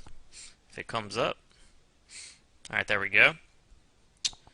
So now let's scroll down.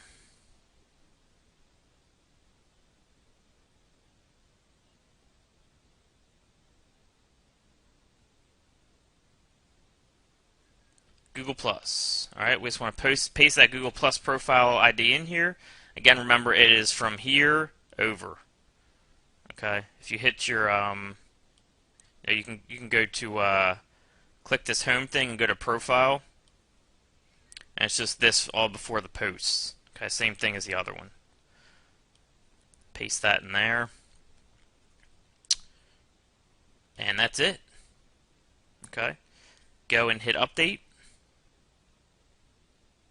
Your Google Plus will now show. Okay, if you want to make sure, what you can do is go to Google authorship check, and it's this rich snippets URL here. And then if you type in your URL, it will tell you if it's working or not. Preview. And there it is right there. Okay, authorship is working for this web page. That easy. All right, very, very easy to do. You can see everything looks good here. Don't worry about these errors here. It still shows. It may take up to a week to start showing, so just be aware of that. Okay. Then the second one is Yoast SEO. If you want to use that, a lot of people like Yoast because of the video site maps you can do with it. Pretty much the same thing. So let's go to Yoast SEO.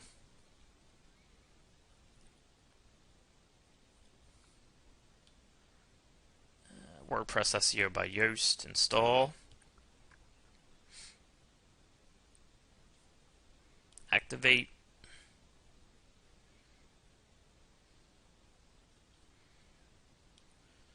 Alright, so then we go to this SEO thing here.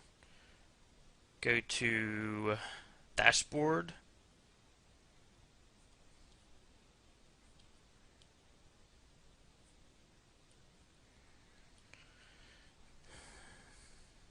And where is it? Which one is it? I think it's social, maybe. Google Plus. And then you just put in your Google Plus. Again, you just go here, go to Profile, copy all this before posts, paste it in, save changes, and same thing. Okay, so WordPress Yoast is in social Google Plus. All-in-One SEO is in general settings. Scroll down to the Google Plus and put in your Google Plus. That's it. Alright, Google Plus will show. Again, you can use either one. It doesn't matter which one you use. Just some people like Yoast better, some people like All-in-One SEO better, so I wanted to show both of them. Okay.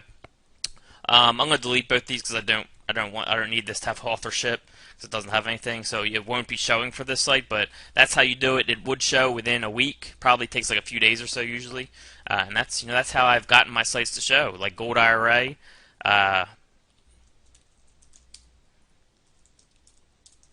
Because I used to have trouble getting my sites to show authorship. Now I have no trouble at all. Here I am right here. Okay, this site used the same exact way. KLKS, same exact thing. Okay, I used authorship. Same exact way I just showed you. All right, so that's how I set up my authorship. Hopefully that helps you. Quick and easy. It will show for you, and if you have any problems, just come back and watch this video over. Make sure you do the name in WordPress, the admin thing, connect it to your Google Plus, connect it in your website, then it's all connected together. All right, talk to you guys soon. All right, in this video I want to talk about picking a domain name because I get a lot of questions about, should I use an EMD? Should I use partial EMD? Should I use a branded keyword? Should I use an expired domain? And my answer is pretty much always it depends. And I know people hate that answer, so I just want to expand on what I consider when I pick a domain and how I go about picking my domains. All right.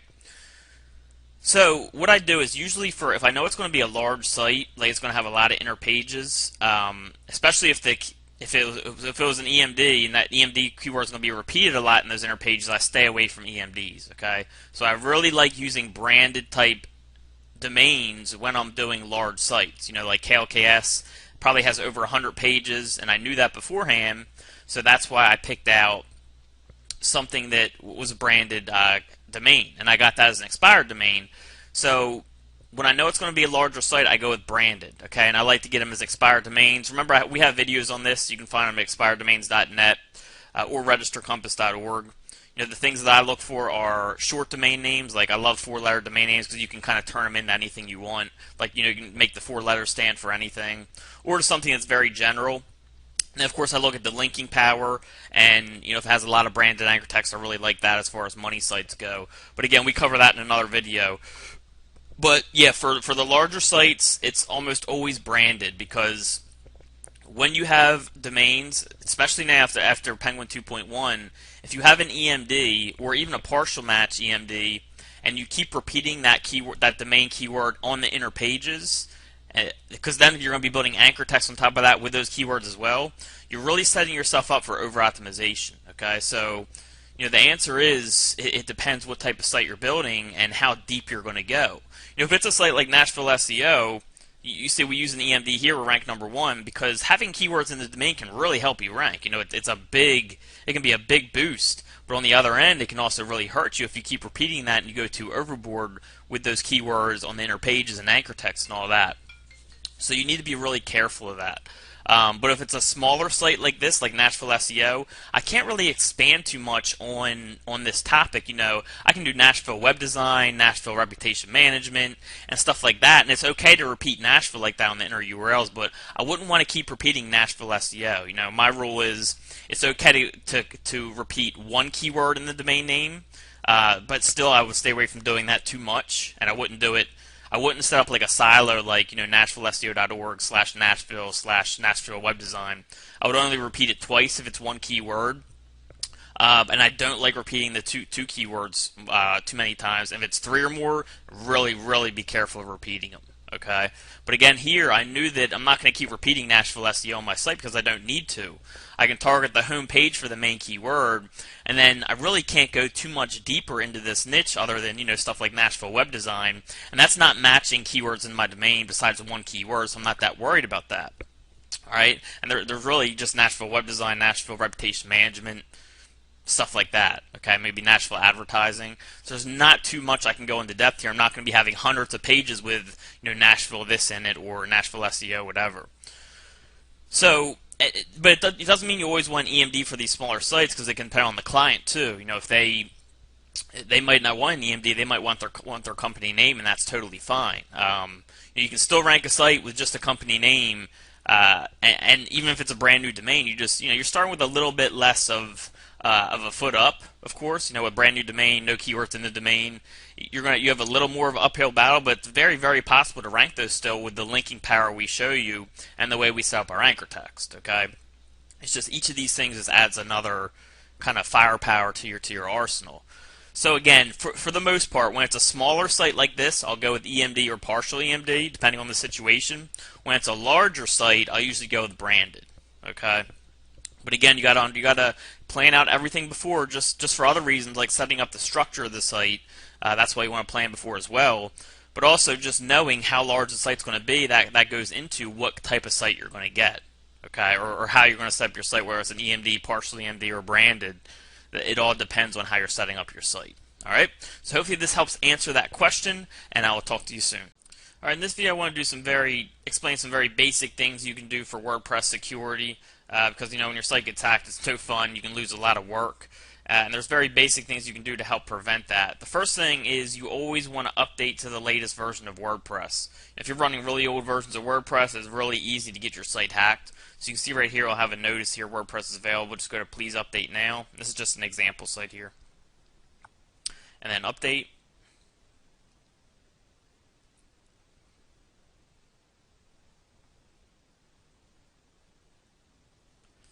Alright, now we're running the latest version of WordPress on here. And that's a really important one is having the latest version of WordPress. I had a whole bunch of sites hacked that are running like WordPress 3.5 something, which is probably a year or two old. So you always want to update WordPress when you have the chance. The next thing you can do is you can do this at when you install WordPress, I believe, in most cPanels. It depends what you're using, whether it's Fantastico or Installatron or whatever other services there are to install WordPress. But look for a box down at the bottom, and it'll say, have a check mark for be able to limit the login attempts. You definitely want to do that because people can brute force attack if you don't have those login attempts limited. I've been doing that for all my new sites. But if you don't see it there, and you don't see that box to check for limiting the login attempts, what you can do is you can download a plugin called Limit Login Attempts.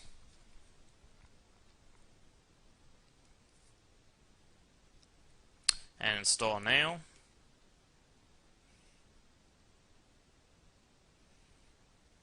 And activate.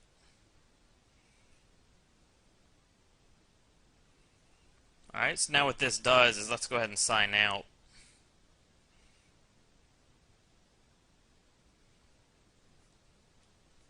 So now if we put in the wrong password, you'll say three attempts remaining. Okay, so it does that. So if someone keeps trying, comes to guess your password or doing a brute force attack or whatever, they only get 4 tries, which doesn't give them a lot of room to guess your password. So that's rather than having thousands, tens of thousands of tries without any penalty. This really helps. Again, updating WordPress. The other thing you can do is install Spider Pro. We use that for blocking the link aggregators, but it also helps with some hacker stuff. I don't know the details of it. Todd's a technical guy on that, but Spider Pro, installing that on your money sites can help your servers, help with the bandwidth, but it also helps with hacker stuff from what I'm aware of, what Todd tells me. All right, so that's some very basic things you can do to protect your WordPress. Basic WordPress security. Another thing you can do is you can do CAPTCHA. So just go to the same plugin area I was at, look for CAPTCHA or whatever, or some type of thing. It will ask you for it'll say like 9 times blank is 36, or 9 times. 9 times, what was it, 9 times 4? 9 times 4 is 36. So the blank space would be 9 times blank is 36. The blank would be 4, so you would have to put in the 4. So that also helps with security as well. I don't know the name of that plugin, but I have it on some of my sites. You can also do that, but just limiting your login attempts and updating to the latest version. Then if you already have Spider Pro, use that. Those 3 are the 3 big ones I would say for basic WordPress security. All right, hopefully this video helped you. Talk to you soon.